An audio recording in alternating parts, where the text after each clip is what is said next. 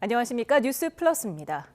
윤석열 전 대통령이 파면 일주일 만인 내일 오후 5시 한남동 관저에서 퇴거합니다. 취임 뒤에도 6개월 정도 머물렀던 서초동 사저로 886일 만에 돌아가게 됩니다. 신윤정 기자입니다.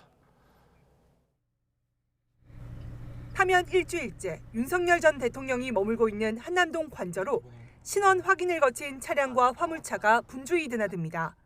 윤 전 대통령 부부 이삿짐을 서초동으로 옮기는 작업이 막바지에 접어든 것으로 보입니다. 대통령 경호처의 전담팀 구성 등 경호 대비도 마무리되면서 윤 전 대통령의 사저 이전 준비가 모두 끝난 것으로 보입니다. 지난 2022년 11월 7일 주민들의 배웅 속 서초동을 떠난 지 약 2년 5개월, 880여일 만입니다. 할아버지가 좋은 나라 만들 거예요. 열심히 노력할게. 김건희 여사는 물론 관저에서 더 늘어난 반려동물 11마리도 모두 함께 이동합니다. 대통령실 참모진 일부는 관저를 찾아 윤 전 대통령과 인사를 나눌 것으로 알려졌습니다. 윤 전 대통령은 참모들을 격려하며 감사를 표할 것으로 보이는데 사저로 이동한 뒤 지지자들이나 주민들에게도 인사를 건넬 것으로 전망됩니다. 차량과 인원이 몰릴 수 있는 만큼 일대 혼잡도 우려되는데 경호처는 주민 불편 등을 고려한 이동 동선과 신호 지원 등에 나설 것으로 보입니다. 윤 전 대통령 부부는 서초동에서 머물며 내란 혐의 형사재판이나 각종 검찰 수사에도 대응할 것으로 전망됩니다. 다만 주민 불편이나 반려동물과의 생활 등을 고려해 단독주택 등으로 이동하는 방안도 검토할 것으로 보입니다. YTN 신윤정입니다. 대통령 경호처 직원들이 윤 전 대통령 파면 뒤에도 자리를 지키고 있는 김성훈 경호처 차장과 이광우 경호본부장의 사퇴를 요구하는 연판장을 돌리고 있는 것으로 알려졌습니다. 연판장에는 김 차장과 이 본부장이 대통령의 신임을 등에 업고 경호처를 사조직화했고 직권남용 등 갖은 불법 행위를 자행해 조직을 위태롭게 하고 있다는 비판이 포함된 것으로 전해졌습니다. 직원 700여 명 가운데 상당수가 참여한 것으로 알려졌는데 경호처에서 수뇌부 퇴진을 요구하는 연판장이 돈 건 처음입니다. 더불어민주당 이재명 전 대표가 다큐멘터리 영상 형식으로 대선 출마를 선언하며 진짜 대한민국을 만들겠다고 밝혔습니다. 보수 진영에서는 한동훈 전 대표가 괴물 정권 탄생을 막겠다며 국회에서 대권 도전을 선언했는데 국민의힘은 비대위 회의를 통해서 경선 제도를 확정했습니다. 국회 취재기자를 연결합니다. 김철희 기자. 네, 국회입니다. 네, 이재명 전 대표 대선 출마를 공식화한 거죠? 네, 민주당 이재명 전 대표는 오전 다큐멘터리 형식의 영상 메시지로 대선 출마를 알렸습니다. 영상은 11분가량이었는데 이 전 대표는 인터뷰에서 국가 차원의 투자와 실용주의를 강조했습니다. 사회적 갈등의 핵심 원인이 경제적 양극화에 있다고 분석하며 국가 단위의 인력 양성과 대대적인 기술 연구 개발 투자를 통해 경제를 살려야 한다고 밝혔습니다. 들어보시겠습니다. 경제는 사실 민간 영역만으로는 제대로 유지 발전되기 어려워요. 정부 영역의 역할이 중요한데 잘사니즘을 위한 실용주의 노선에는 어떤 정책이 누구 생각에서 시작된 것인지는 중요하지 않고 유용성과 필요성만이 기준이 돼야 한다고 강조했습니다. 새로운 국가 비전으로 문화나 민주주의 등 선도 영역을 통칭하는 K-이니셔티브를 제시했는데 진정한 주권자의 나라, 진짜 대한민국을 만들고 싶다고 밝혔습니다. 다른 주자들도 젠걸음을 이어가고 있습니다. 김동연 경기지사는 관세 대응을 위한 미국 출장 일정을 소화하고 김두관 전 의원은 언론과 잇따라 인터뷰를 진행합니다. 김경수 전 경남지사는 당내 경선 일정이 공지되는 대로 출마를 선언할 거로 보입니다. 각 주자 움직임이 빨라지면서 민주당도 선관위와 특별당규 준비위를 가동하고 있습니다. 오늘은 특별당규 준비위가 두 번째 회의를 열고 경선에서 국민 여론과 당원 조사 비율을 어떻게 할지 등의 최종 결론을 내립니다. 선관위도 주말쯤 회의를 열고 준비위가 논의한 여러 방안을 검토할 예정입니다. 보수 진영 대권 주자들 소식도 정리를 해주시죠. 네, 한동훈 전 대표도 오늘 국회를 찾아 국민의힘 지도부를 예방한 뒤 공식 출마를 선언했습니다. 한 전 대표는 헌재가 이재명 전 대표도 사실상 탄핵한 거라고 날을 세운 뒤 당선을 막아야 한다고 강조했습니다. 들어보시겠습니다. 위험한 사람이 대통령이 되고 괴물 정권이 탄생해서 나라를 망치는 것을 막아야 합니다. 그러면서 국민이 먼저인 나라, 성장하는 중산층의 나라, 실용이 이념을 이기는 나라를 만들고 정치와 세대, 시대도 모두 교체하겠다고 밝혔습니다. 어제 대선 출마를 선언한 김문수 전 장관은 서울 종로 전태일 기념관을 찾은 뒤 한국노총을 방문했고요. 안철수 의원과 유승민 전 의원은 대구 경북 지역 산불 피해 현장을 방문해 일정을 소화합니다. 나경원 의원, 오세훈 서울시장, 홍준표 대구시장 등도 곧 출마를 예고한 가운데 원희룡 전 국토교통부 장관과 김태흠 충남지사는 불출마를 선언했습니다. 경선 예비 후보가 10여 명에 달하는 만큼 선거 규칙 논의에도 속도가 붙고 있습니다. 국민의힘은 오전 비대위 회의를 거쳐 당 선관위가 결정한 사안들을 논의해 경선 규칙을 확정했습니다. 후보자 선출 방식은 1차 경선에서 국민 여론조사 100%를 통해 4명을 선출하고 이어지는 2차, 3차 경선에선 선거인단 50%, 국민 여론조사 50%로 각각 2명과 1명을 뽑습니다. 다만 한 후보가 과반 득표를 하면 다음 경선은 진행하지 않기로 정했습니다. 또 대선 공약 기획단을 가동해 경제는 국민의힘이란 기조로 10대 핵심 공약 등도 준비하고 있습니다. 지금까지 국회에서 YTN 김철입니다. 헌법재판소가 재판관 전원 일치 의견으로 박성재 법무부 장관에 대한 탄핵 소추를 기각했습니다. 재판부는 박 장관이 12.3 비상계엄을 도왔다고 인정할 만한 객관적인 증거나 자료가 없다고 판단했습니다. 차정윤 기자입니다. 헌법재판소가 심리에 참여했던 재판관 8명 전원 일치 의견으로 박성재 법무부 장관 탄핵 소추를 기각했습니다. 직무정지 119일 만에 청사로 복귀한 박 장관은 현명한 결정에 감사하다며 소회를 밝혔습니다. 한시라도 빨리 업무를 파악하고 상황을 보고받아서 정상적인 업무를 수행할 수 있도록 노력하겠습니다. 헌재는 박 장관이 비상계엄 선포 직후 법무부 고위 간부들을 긴급 소집해 회의한 사실은 인정하면서도 비상계엄에 가담했다거나 주요 정치인을 가두기 위한 구금시설 마련을 지시했다는 증거로 볼 수 없다고 판단했습니다. 또 계엄 이튿날 이른바 삼청동 안가 모임에 참석한 것만으로 계엄 후속 조치나 대응 방안을 모색했다고 보긴 어렵다고 봤습니다. 재판부는 박 장관이 국회로부터 장시호 씨의 서울구치소 출정 기록 제출을 요구받고도 정당한 사유 없이 거부한 부분은 국회법 위반으로 인정했습니다. 다만 추후 일부 자료를 열람하도록 허용하는 등 파면에 이를 정도의 적극적인 법률 위반은 아니라고 덧붙였습니다. 사후적으로나마 현장 검증을 통해 일부 관련 자료를 위원들에게 열람하게 하였으며 일부 위원들에게는 문제된 자료를 개별적으로 보고하기도 하였습니다. 피청구인의 파면을 정당화하는 사유가 존재한다고 볼 수 없습니다. 동시에 헌재는 국민의힘 의원들이 한덕수 대통령 권한대행 탄핵안을 대통령 기준이 아닌 국무위원 기준 의결 정족수로 통과시킨 것에 반발해낸 권한쟁의 심판도 선고했습니다. 재판부는 국민의힘 의원들의 표결권이 침해됐을 가능성이 인정되지 않는다며 각하 6명, 인용 2명 의견으로 최종 각하 결정을 내렸습니다. YTN 차정은입니다. 마은혁 헌법재판관이 한덕수 대행의 대통령목 재판관 후보자 지명 사건의 주심을 맡게 됐습니다. 헌재는 오늘 무작위 전자배당을 통해서 한 대행의 헌법재판관 지명에 관한 헌법소원과 가처분 신청 등 5건을 배당했습니다. 헌재 관계자는 가처분의 경우 빠르면 3일에서 5일 이내 결정될 가능성도 있다고 설명했습니다.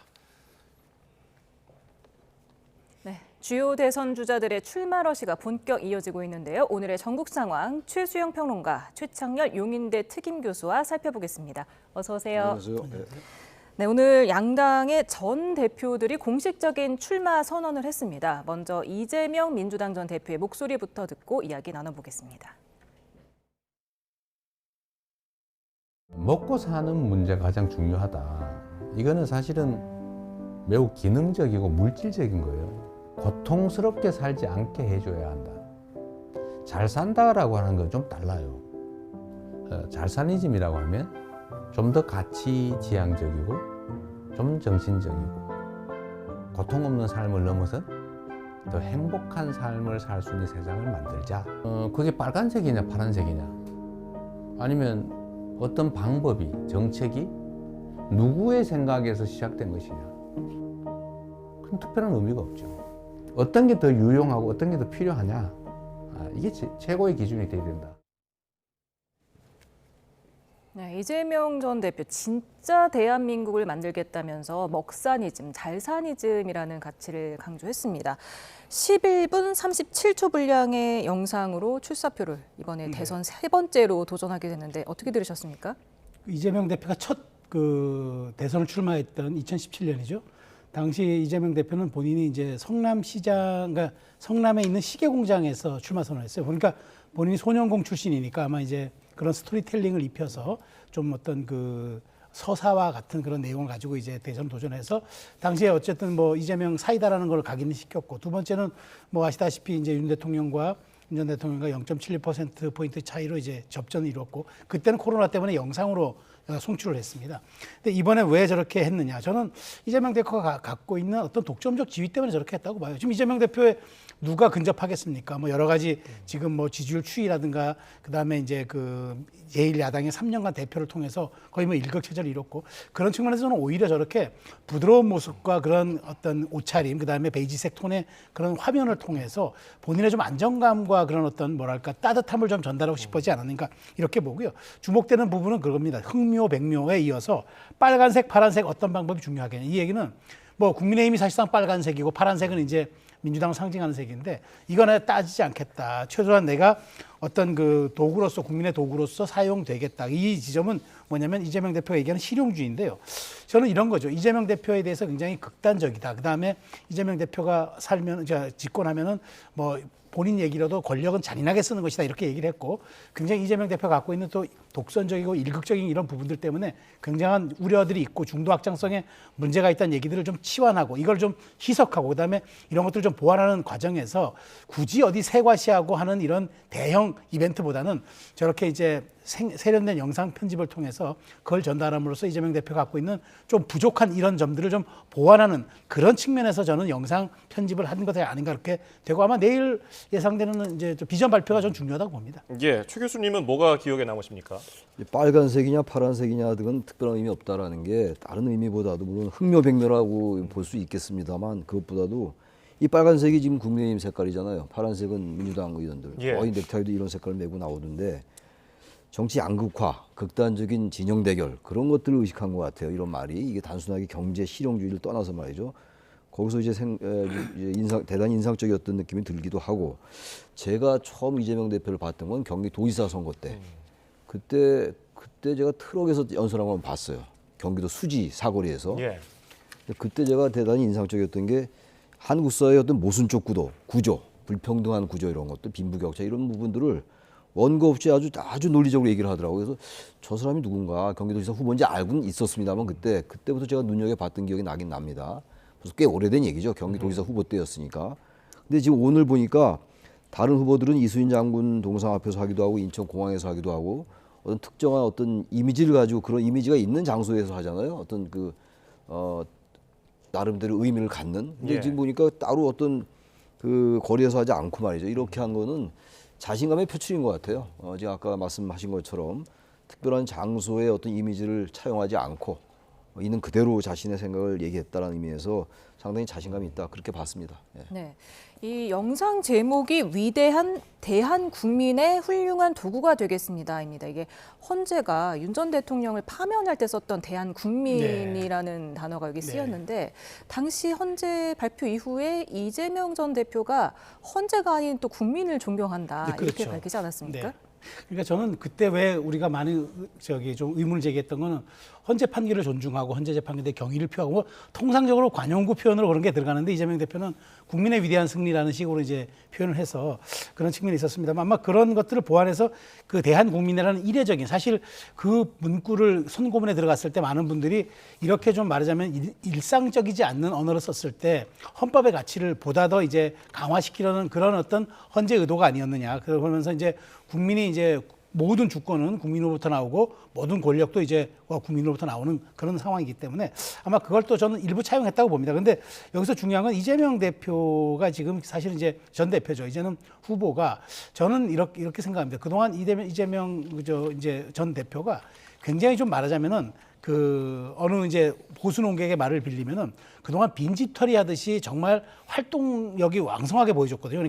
그러니까 우측으로도 클릭을 했다가 좌측으로도 갔다가 다시 기본 사회로 돌아왔다가 굉장히 또 뭐 이렇게 말을 많이 바꿨어요. 그런데도 불구하고 별로 어떤 그 지탄과 또 거기에 대한 어떤 그 역풍이 없었는데 이재명 후보가 이제는 뭘 해야 되냐면은 실질적으로 이재명 후보가 보여줄 수 있는 그런 이제 대한민국의 미래청사진 뭐 K 이니셔티브 이런 말들은 사실은 뭐 굉장히 뭐 레토릭에 가깝고 구체적으로 그러면 기본 사회는 어떻게 할 것이며 본인이 그러면은 이렇게 실용적으로 흥묘백묘를 다 뛰어넘는 이른바 탕평을 하겠다는데 그걸 어떤 식으로 할 것이며 이런 것들을 구체성으로 보여줘야지 저렇게 약간 이미지적으로 보여주는 것들 그다음에 몇 가지 단어를 차용함으로써 그것으로 인해서 슬쩍 이제 본인의 어떤 그런 좀 부족한 부분들을 이렇게 덮는 것들 이런 거 가지고 되지 않을 것 같고요. 왜냐하면 지금 유력한 주자고 또 유력한 당선 가능성이 높은 후보이기 때문에 그런 점에 대해서 국민은 꼼꼼히 검증할 필요가 있거든요. 정말 그러면 우측으로 갈 것인지 아니면 중도로 올 것인지 아니면 기본소득, 기본사회 같은 걸 본인의 상징자본 같은 걸 그대로 추진하겠다든지 이런 걸로 평가받아야지 저렇게 두루뭉술한 화법 그냥 모두가 좋다는 좋은 식의 저런 식의 레토릭으로서는 저는 이번 대선에서는 그렇게 쉽게 평가받지 못할 것으로 생각이 됩니다. 예, 그러면 내일 비전 선포식에서는 어떤 점을 강조할 것으로 전망하십니까? 그러니까 이제 이재명 후보죠. 이제 예비 후보 등록을 했으니까 예. 이재명 후보가 갖고 있는 장점도 많습니다만 단점도 많이 있어요. 사실상 사법 리스크야 해소됐다고 보고 그러니까 중도층이나 보수층이 갖고 있는 막연한 불안감 같은 게 있어요. 이재명 후보가 만약에 대통령이 되면 세금을 이제 많이 걷는다든지 과거 이제 그 진보 정권에서 그런 일이 있었잖아요. 징벌적 이제 세금이라든지 이런 것들 그러니까 그런 부분들에 대한 막연한 의구심이 있는 것 같아요. 중도층이나 보수층들에게. 그래서 아마 지난번에도 중도 보수 쪽에 그런 단어를 썼던 것인데 그런 식으로 실용주의를 강조하면서 중도나 보수층이 갖고 있는 막연한 불안감 아마 그런 것들을 해소하는데 상당한 중점을 둘 것 같아요. 정책적으로. 그러니까 경제 정책도 그렇고 특히 안보 정책 같은 경우는 좀 변화가 있을 것 같긴 합니다. 안보가 이제 윤석열 정권에서 한미일 동맹을 많이 강조했습니다만 반면에 중국과의 관계가 소원해지기도 하고 특히 남북한 관계가 대단히 대결적 구도로 갔었단 말이에요. 그러니까 이런 부분들에 대해서 좀 이제 안보에 있어서도 불안감을 좀 완화시키고 그러니까 경제, 안보 여러 가지 측면에서도 지금 바꿀 게 많잖아요. 또 하나가 지금 꼭 보수, 진보 문제를 떠나서 우리 사회가 안고 있는 여러 가지 문제가 있어요. 평등의 문제라든지 완전한 사회주의적 평등은 물론 아니겠습니다만 점점 빈부격차는 벌어져요. 부동산 가격의 격차도 점점 벌어지고 있는 것이고 그러니까 역시 그런 부분들에 대해서는 분명히 천착을 해야 됩니다. 중도 보수를 의식하고 그리고 막연한 거부감을 해소한다 해서 완전하게 보수적인 의제만 가질 수는 없는 거겠죠. 그러니까 진보적 의제라고 얘기합니다만 한국 사회가 안고 있는 여러 가지 한국 사회 불평등 문제, 양극화 문제 이런 것들 아마 그런 것들에 대한 어떤 의제를 내놔야 될 거예요. 그래야지 이른바 집토끼를 계속 유지할 수 있는 거니까 아마 그런 전반적인 걸 아우르지 않을까 생각합니다. 예. 네, 그런가 하면 오늘 오후 국회 본관 분수대 앞에서는 한동훈 전 국민의힘 대표가 출마 선언식을 열었는데요. 어떤 메시지를 남겼는지 얘기 듣고 다시 돌아오겠습니다. 그래서 저는 국민이 먼저인 나라, 성장하는 중산층의 나라, 실용이 이념을 이기는 나라를 만들겠습니다. 오직 그 마음 하나로 정치교체, 시대교체, 세대교체를 이루겠습니다. 위험한 사람이 대통령이 되고 괴물 정권이 탄생해서 나라를 망치는 것을 막아야 합니다. 누가 이재명과 싸워 이기겠습니까? 누구를 이재명이 제일 두려워하겠습니까? 대한민국이 이깁니다. 이기는 선택은 바로 한동훈입니다. 네, 이기는 선택은 바로 한동훈입니다 하면서 거의 소리를 치는 듯한 모습이었는데 한동훈 전 대표가 오늘로 날짜를 잡은 거는 이재명 전 대표를 겨냥한 거라고 봐야 될까요? 그렇죠. 이재명 후보가 오늘쯤 이제 출마 선언할 거라는 건 이미 지난주부터 예고가 된 거죠. 직후에 아마 이제 최고위원회 열고 그다음에 할 것이다라는 얘기가 있었으니까 아마 목요일로 예정이 됐던 것을 아니까 한동훈 전 대표도 이제 바로 여기에 맞불의 성격을 한 것 같아요. 근데 결국 이제 뭐 지금 모든 국민의힘 후보들이 이제 이재명 후보를 내가 이길 적임자고 내가 유일한 그 말하자면은 가장 경쟁력 있는 후보다 이런 얘기를 하는데 과연 이제 그런 것들이 지금 한동훈 전 대표까지 여기에 이제 물론 이재명 대표를 겨냥했는 해서 얘기하는 게 저는 뭐 그건 어쩔 수 없는 선택이라고 봅니다. 그러니까 기본적으로 그 국민의힘 후보들이 이재명 후보를 내가 이길 수 있다는 기본적으로 그냥 디폴트 값이에요. 기본 값이에요. 이거는 명모닝, 예전에 뭐 문모닝이라는 말이 있었잖아요. 명모닝처럼 이건 어쩔 수 없는 관용구처럼 쓰여질 수밖에 없는 그런 구조입니다. 왜냐하면 국민의힘 지지층에서는 이재명 대표의 비호감이 높고 그다음에 이재명 대표가 집권했을 때의 두려움과 여러 가지 좀 그런 부분들을 좀 우려하는 그 기조가 많기 때문에 그건 이해가 됩니다만 그다음이 중요하죠. 그러면 바로 직전에 집권 여당이었던 후보들이 어떤 걸 내세울 것인가가 이게 굉장히 중요합니다. 선거에서 이기려면 3박자가 있어야 합니다. 첫 번째는 새로운 이슈의 등장이 있어야 되고요. 두 번째는 새로운 세대의 또 등장이 있어야 되고 마지막으로는 기존에 기권했던 사람들을 대고 투표로 동원할 수 있는 그 동인을 제공해줘야 선거에서 이깁니다. 특히나 쫓아가는 후발주자들은 그걸 동원하지 않으면 어렵습니다. 그런 측면에서 한동훈 전 대표가 꺼냈던 저는 정치교체, 시대교체, 세대교체 이 3단 논법이 아마 한동훈 전 대표가 결국은 앞으로 미래로 보여줄 수 있는 것이다. 왜냐하면 총선을 그러니까 이번 대선을 말이죠. 잘못해버리면 국민의 입장에서 자꾸 윤석열 대통령을 소환하거나 자꾸 뭐 어떤 계엄 관련한 것들에 대해서 제대로 방어막 치지 못하면요. 그거는 그러니까 말하자면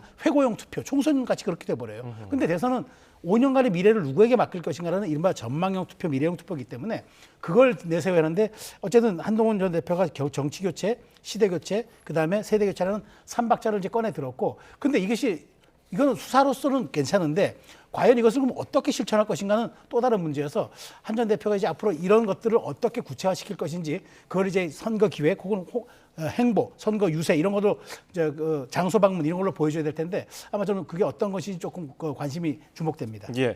그런데 지난 총선에서 2조 심판론이 강조되면서 약간 좀 나중에 추후에 비판을 받기도 했잖아요. 이번에도 이재명 대표를 비판한 게 좀 전략적으로 먹힐까요? 이재명 대표에 대한 비판, 이재명 후보에 대한 비판이 없을 수가 없겠죠. 이 어차피 뭐 이재명이 됐건 이쪽에 국민의힘의 어느 후보가 됐건 서로 뭐 그거는 불가피한데 여기도 보니까 이렇게 얘기를 했잖아요. 정치교체, 시대교체, 세대교체를 이루겠습니다 하고 그 뒤에 나온 얘기가 위험한 사람이 대통령이 되고 괴물 정권이 탄생해 나라를 망치는 것을 막아야 합니다. 이게 이재명 후보를 의식하는 말 같아요. 민주당에서는 뭐 현 단계에서는 어차피 이재명 후보가 될 가능성이 높으니까 최종 대선 후보가 말이죠. 그래서 이런 부분이 불가피하다 하더라도 과도하게 이재명 프레임에 빠지지 말아야 될 것 같아요. 국민의힘이.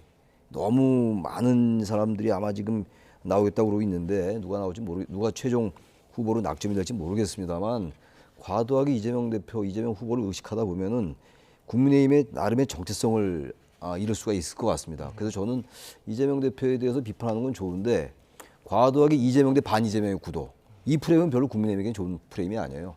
어차피 이번 대선이 물론 미래 전망적 투표이고 총선이 이제 회고적 투표임에 반하여 대선이 전망적 투표를 하더라도 이게 탄핵 때문에 치러진 선거거든요. 그렇다면은 탄핵에 대한 얘기가 안 나올 수가 없는데 한동훈 전 대표는 탄핵에 분명히 이제 찬성을 했어요. 그리고 계엄에 대해서 반대를 했고 가장 분명한 입장을 가지고 있는 이제 후보군인데 그런 건 의미가 있는 건데 아무튼 과도하게 이재명 대표에 대해서 아주 굉장히 이 각을 많이 세운 거거든요. 위험한 사람, 괴물 정권 이렇게 얘기하는 게 과연 전략적으로 유효할지 모르겠어요. 이런 부분은 조금 차차 나가면서 대선이 진행되면서 해도 될 것 같은데 초반부터 너무 이재명 후보를 의식한 듯한 그런 발언이 아닌가 그런 느낌도 좀 듭니다. 네. 국민의힘이 다음 주 월요일과 화요일 이틀 동안 후보 등록 신청을 받기 때문에 사실 이번 주 안에는 다 결심을 해야 되지 않겠습니까? 네, 그렇죠. 출마 선언을 하든가. 오늘 또 출마 선언도 있었지만 불출마 선언도 줄줄이 이어졌습니다. 원희룡 전 지사, 김기현 의원, 김튼 충남지사, 박형준 부산시장까지 불출마를 선언을 했네요. 네. 그렇습니다. 지금 보기에 지금 사실 이 기탁금이라는 것도 일종의 약간 허들입니다. 민주당 같은 경우에 4억 원이에요. 그래서 저는 김부겸 전 총리도 아마 그런 부분이 대단히 부담 갔을 거예요. 지금 현역 정치인으로 활동하지 않으면서 기탁금 4억 원 내는 게 준비하는 게 그렇게 쉬운 게 아니고 그다음에 이거는 보전받지를 못해요. 일단 내면 특별장비 성벽도 있기 때문에. 근데 국민의힘 같은 경우에는 지난 대선은 1억이었습니다. 근데 지금 아직까지 정해지진 않았는데 3억 이상은 넘지 않겠다는 걸 봐서 제 추론으로는 한 2억 원 선에서 기탁금이 조정이 될 것 같은 생각이 듭니다.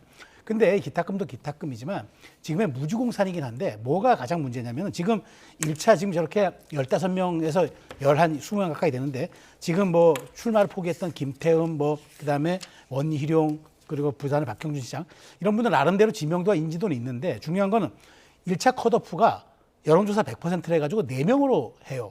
근데 이 4명 안에 못 들면은 이거 굉장히 좀 정치적으로 좀 망신스러운 일이 벌어질 수도 있거든요. 그렇기 예. 때문에 내가 잠룡이라 그랬고 그동안 뭐 20년간 정치, 30년간 정치를 해하고 굉장히 좀 몸집도 불리고 중량감도 있다고 얘기하는데 4인 컷에 못 들어가가지고 바로 낙마한다 그러면은 돈도 돈이지만 사실 그건 정치적으로 이를테면 뭐 한번 처음 도전하는 경선에 참여하는 분들이야 부담 없이 할 수 있겠지만 조금 무게감 있고 중량감 있다. 특히나 나중에 혹시 몰라서 당대표까지 노리겠다는 분들은 4인 컷에 빠져버리면 이거 대단히 좀 위축될 거나 좀 망신스러울 수 있어서 아마 그런 부분들도 고려돼서 저는 뭐 15령이니 20령이니 하지만 결국에는 15명 이내에서 정리가 되지 않을까 그렇게 전망합니다. 예, 민주당에서는 비명계 주자 중에서 김두관 전 의원 그리고 김동연 경기지사가 출마 선언했고 김부겸 전 총리는 이제 당내 경선 불출마를 선언했고요. 김경수 전 경남지사는 언제쯤 좀 출마 선언을 할 거라고 보세요? 글쎄 뭐 조만간 하겠죠. 워낙 시간이 없으니까 어차피 시간이 며칠 상관이니까 하는데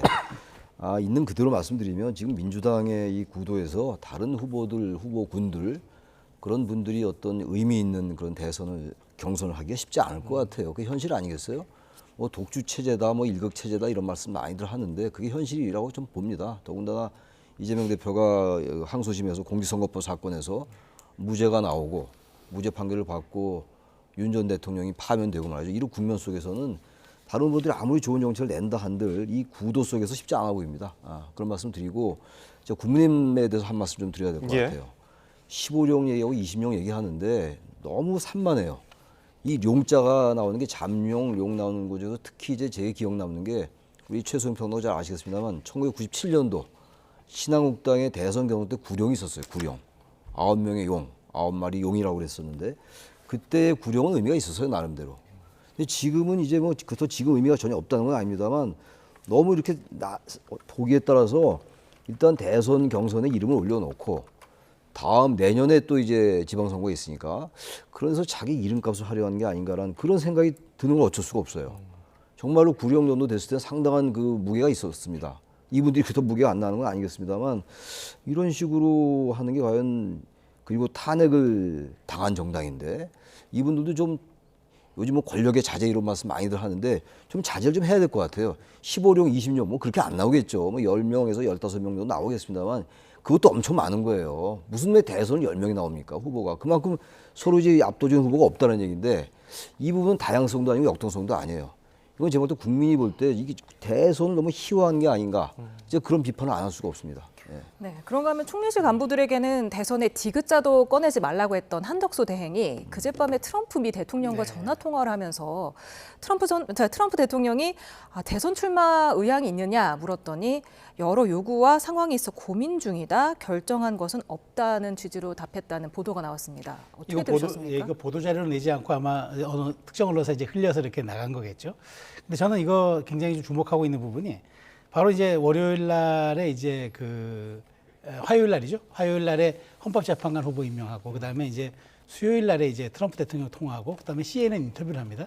이렇게 지금 흐름을 놓고 보면은 이게 굉장히 잘 짜여진 PI 일종의 대선 후보 그런 어떤 말하자면은 일정 기획이 좀 약간 그런 게 있어요. 그래서 저도 출마에 디귿자도 꺼내지 말라는 얘기와 그다음에 지금 뭐 레토릭으로 물론 이제 트럼프 대통령과는 얘기했겠지만 뭐 지금 뭐 이렇게 본인은 뭐 시인도 부인도 안 하는 그런 얘기도 했지만 저는 그럼에도 불구하고 이건 살아있는 카드가 될 수는 있겠다는 싶어요. 왜냐하면 지금 한덕수 대행 같은 경우가 지금 과거의 반기문 총장처럼 그 안정감 있고 짧은 시간이다 보니까 호남에다가 경제관료 출신의 통상 전문가 게다가 보수 진보 정권에서 다 총리를 역임했다는 굉장한 상징 자본이 있어서 안정감 특히나 이제 결국은 다음 대선은 뭘 많이 하겠다는 것보다 지금 여러 가지 갈라진 국론을 분열을 좀 통합시키고 국민 통합에 좀 기여하는 그런 좀 안정적 리더십이 필요하니까 얘기는 될 수 있어요. 그런데 여기서 제가 꼭 드리고 싶은 지적 하나는 그거예요. 아무리 급해도 우리가 바느질 하려면은 바늘 코에 껴서야지 바늘 허리에 둘러서 바느질 할 수는 없습니다. 국민의힘이 정통 보수 정당입니다. 그리고 국민의힘이 이번 대선에 이기든 지든 그 적통성과 법통을 갖고 그 이후까지 우리 대한민국의 한 축을 져야 할 아주 좀 큰 정당입니다. 그렇다면 거기에 걸맞는 후보 선출 과정이 필요합니다. 급하다고 해서 막 이렇게 모셔서 하는 이른바 기능주의적 정치가 과연 온당한 것인지 그런 측면에서 저는 여러 가지 설들도 있고 또 한덕수 대행도 지금 여러 가지 고민할 수 있겠지만 물론 뭐 지금의 국민의힘 현행 당원 단계에 따르면 다음 주까지는 후보 등록해야 합니다. 그러면은 그게 안 되면 이제 무소속 후보 그러니까 나중에 5월 14일 날 공직 사퇴 시한에 맞춰가지고 5월 4일 맞춰서 나와서 이제 뭐 다시 외곽에서 이렇게 들어와서 또 다시 투샷 경선하는 뭐 그런 방법이 있긴 하겠지만 어찌되었건 저는 우리 국민의힘이 집권도 여러 번 했고 바로 직전까지 여권이었던 그런 보수 정당의 축이기 때문에 거기에 걸맞는 감동과 그다음에 과정을 국민에게 보여주는 것도 필요하다라는 말씀으로 대치하겠습니다. 네, 말씀하신 대로 황우여 선관위원장이 한대행 꽃가마는 없다. 그렇죠. 이번 주 안에 결정을 해라. 들어올 거면 이번 주 안에 결정하라는 건데 어떻게 하실 거라고 결정을 빨리 보십니까? 해서 경선에 참여하는 수밖에 없어요. 과거 때처럼 뭐 윤석열 전 대통령처럼 그런 것들 그런 모델이 될 수는 없는 상황이고. 근데 한덕수 총리가 생각은 있긴 있는 것 같아요. 아까 그 트럼프 대통령과의 통화에서 한 발언을 보면은 생각이 전혀 없는 건 아닌 것 같고 지금 이 여권이 아니죠. 지금 국민의힘에서 나온 얘기가 한덕수 이른바 대망론 그래서 그렇게들 얘기하니까 저도 따라서 말씀드립니다만 대망론이란 말이 전 전혀 어울리지 않는 것 같아요. 지금 보세요. 한덕수 지금 현재 대통령 권한대행은 윤석열 정권의 2인자였어요. 국무총리였지 않습니까? 그러면 탄핵된 대통령을 모신 분인데 물론 뭐 한덕수 총리가 엄청난 잘못을 했다는 게 아니라 최소한으로 정치라는 게 책임을 지는 게 필요해요. 윤석열 정권 중에서 가장 제가 볼 때 비판받을 점 중에 하나가 책임지는 모습을 통 보이질 않았어요. 이태원 참사 때도 그랬고 그 이후에 여러 가지 그 재난 사건에서도 그랬고 말이죠. 그런데 한덕수 총리 대통령 권한대행이 대선에 출마한다는 얘기 나온다는 자체가 이게 아까 제가 무슨 15령, 20령이 너무 산만해 보인다라는 말씀을 드렸던 것처럼 과연 이게 맞는 것인가? 국민의힘은 여전히 아직도 지금 너무 이 선거를 도구적으로 보는 게 아닌가 생각이 들어요. 도구적으로 수단으로 보는 것 같고 뭔가 지금 어쨌든 대통령이 파면됐고 탄핵된 걸 막지 못한 정당인데 그 바로 총리 됐던 분인데 이게 과연 문법이 맞는 거냐 정치 문법에 저는 이거 쉽지 않을 것 같아요. 그리고 하려면 빨리 선거를 한다고 얘기를 하든가 저런 식으로 자꾸 무슨 꽃가마 태우니 많이 이런 얘기 나온다는 자체가 이게 저는 지금 이 대선 국면에서 전혀 어울리지 않는 적합하지 않은 일이라고 생각합니다. 어떤 선택을 할 거라고 보시는지요? 한덕수 총리가요? 네. 저는 출마 안 할 것 같아요. 예.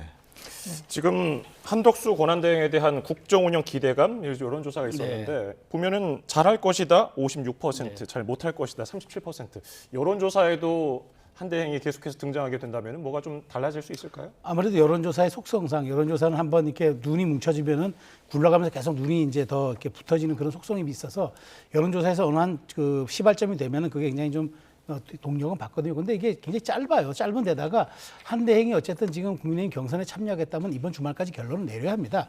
그렇지 않다면은 이제 한 달 동안 더 대행을 하다가 5월 4일 그 국민의힘의 후보가 결론 나면은 그때 무소속으로 나와서 공직을 사퇴 시한하고 다시 이제 그 투샷 경선을 통해서 이제 그 단일화를 이루는 이런 과정이 가야 되는데 글쎄 과연 그런 과정들이 저는 온당하겠냐는 거죠. 그리고 기대감이 있는 건 당연하죠. 왜냐하면 지금 한덕수 대행이야말로 그럼에도 불구하고 통상 전문가 그다음에 여러 가지 아까도 말씀드렸듯 보수 진보 정권에서 다 총리를 했던 분이기 때문에 그런 것들이 지금 작용돼서 안정감 있게 전국을 운영하고 그다음에 지금 갖고 있는 그런 경륜만으로도 지금 국무회의라든가 여러 가지 산적한 현안들을 잘 하니까 국민들이 당연히 거기에 대해서 이제 기대감을 거는 거죠. 거기 56%에는 지금 혼란스러운 이 국가적인 혼란 상황을 대행으로서 잘 수습해 달라는 그런 염원까지 같이 포함되어 있다고 보는 게 합리적이겠죠. 그런 측면에서 거기에 너무 착시 현상을 일으키면 안 된다.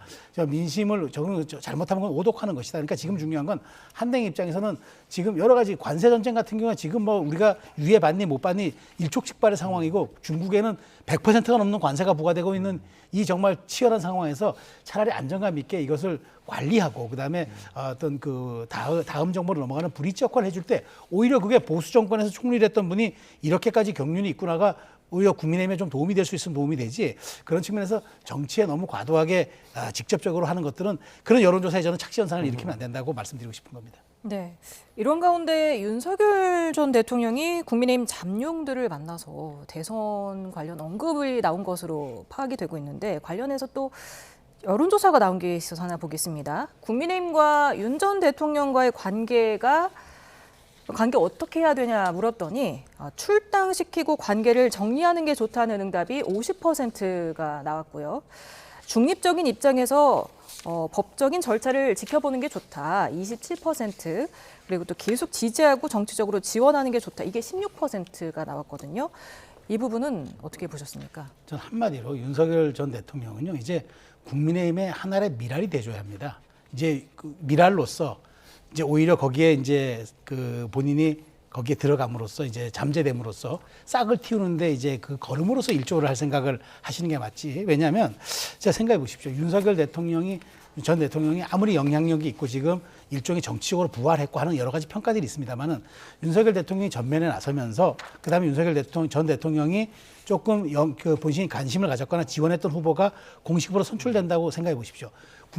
민주당이 어떻게 선거 캠페인 하겠습니까?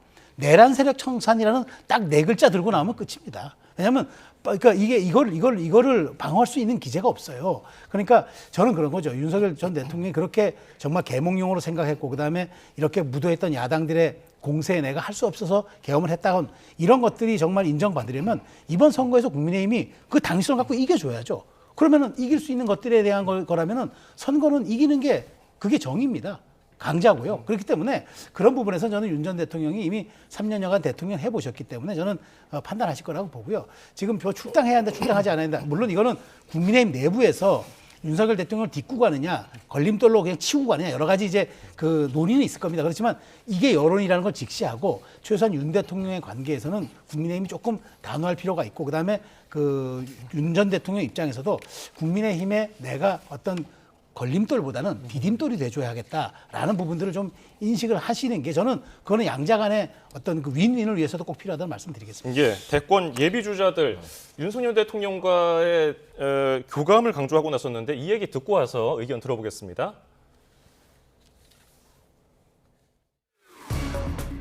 대통령께서 이런 말씀을 하시더라고요. 열심히 뛰어서 대통령이 되면 사람 쓸 때 충성심만 봐라. 이것은 굉장히 진하게 그동안 배신자들한테 상처를 입었다 이런 뜻인 것 같고, 통상 저하고 만나면은 원래 약주 한잔 하는데 어제는 뭐 차만 하고 과일 먹었는데 본인이 약간의 건강상 이유가 있더라고요. 그래서 좀 수척해 보이고 좀 안타깝게 보였어요. 이번에 노동부 장관직을 그만두면서 저를 임명해 주신 대통령께 전화를 드려서 제가 이렇게 사퇴를 하게 됐다고 말씀을 드렸습니다. 있나요? 출마 이런 거는 전혀 말씀 없으셨고요. 하여튼 뭐 잘 해보라고 그동안 고생 많았다고 이렇게 하시고, 저도 뭐 대통령께서 너무 고생이 많으셨다 그런 정도의 말씀은 나눴습니다. 예, 둘 다 뭐 덕담을 했지만은 윤 전 대통령 이철우 경북지사에게 사람 볼 때 충성심을 중요하게 봐라? 이건 어떻게 좀 평가하십니까? 우선 제가 그 기사를 봤을 때 제일 떠오르는 게 윤석열 하면 떠오르는 게 뭡니까? 나는 사람에게 충성하지 않는다가 결정적이었어요. 저도 개인적으로 대단히 멋있게 봤어요. 야, 저런 말이 있구나. 어떻게 저런 단어가 나오나 이런 생각을 했던 게 바로 엊그제 같은데, 근데 어떻게 저분이 또 저런 말씀하시는지 모르겠어요. 뭐 할 수 있는 거겠죠. 대통령 막상 해보니까 사람이 배반할 수 있겠더라. 뭐 한동훈 전 대표를 의식하는 건지 모르겠습니다. 제가 모르겠는데 그것보다도 제가 이거 하나 좀 지적하고 넘어가야 될 것 같아요. 지금 관저에서 내일 퇴거한다는 거 아닙니까? 예. 그런데 관저에서 지금 너무 시간도 긴 것도 긴 겁니다만 그것도 뭐 며칠 사이니까 넘어갈 수 있습니다. 박근혜 전 대통령의 경우가 이틀 이제 금요일 날 파면되고 일요일 날 이제 이사를 갔는데, 그것보다도 일단 관저라는 게 지금 대통령이 아니잖아요. 관저에서 있으면 안 되는 거예요. 그러나 어쨌든 기술적인 문제, 물리적인 문제가 있으니까 며칠 더 있는 건 좋습니다만 거기 왜 누구 자꾸 부르냐고요. 일종의 관저 정치예요. 이건 대단히 조심스럽게 해야 되는 겁니다. 그러면 이제 이사를 간 다음에 퇴거한 다음에 사저에서 만나는 건 괜찮아요. 사저에서 만날 수 있죠. 전직 대통령이니까. 국민의힘의 그 대선 주자분들도 만날 수 있는 것이고 나름대로 영향을 행사하고 싶으면 하는 겁니다. 근데 적어도 관저에서 이렇게 사람 전환길 씨도 가서 만나고 그랬다고 하는데 이게 과연 온당한 건지. 그러니까 여전히 저는 이미 지나간 일입니다만 4월 4일이니까 딱 지난주 금요일 얘기예요. 그럼에도 불구하고 여전히 윤 전 대통령의 이 인식이라든지 또 국민의힘에 그 가서 만나는 분들 만남 자체를 뭐라고 그러는 게 아니라 관절한 장소를 얘기하는 거예요. 제가 인식이 참 부족하다. 이런 전반적인 상황 맥락 이런 것들이 그런 부분을 제가 말씀을 안 드릴 수가 없어요. 그러면서 여러 가지 얘기를 하고 있는 거 아니에요? 그래서 또 소개도 이렇게 하고 나보고 이렇게 하라고 얘기하더라 이렇게 하는 거. 그러니까 이런 식으로 이 지금 국민의힘의 이 대선 후보로 나오시는 분들이 생각이 좀 얕아 보여요. 제가 볼 때 좀 진중하고 좀 이렇게 깊이 있게 정돈된 생각을 보여야죠. 파면된 대통령 만나고 와서 이런 말씀 전하더라 이런 게 지금 말이 됩니까? 이거 보통 상황이 아니. 이거는 그 말이 돼요. 탄핵되기 전에 파면되기 전엔 가능해요. 근데 그렇지 않잖아요. 이 파면됐다는 건 헌법재판소에서 파면을 한 겁니다만 국민에 의해서 파면된 걸 우리 해석하는 거예요.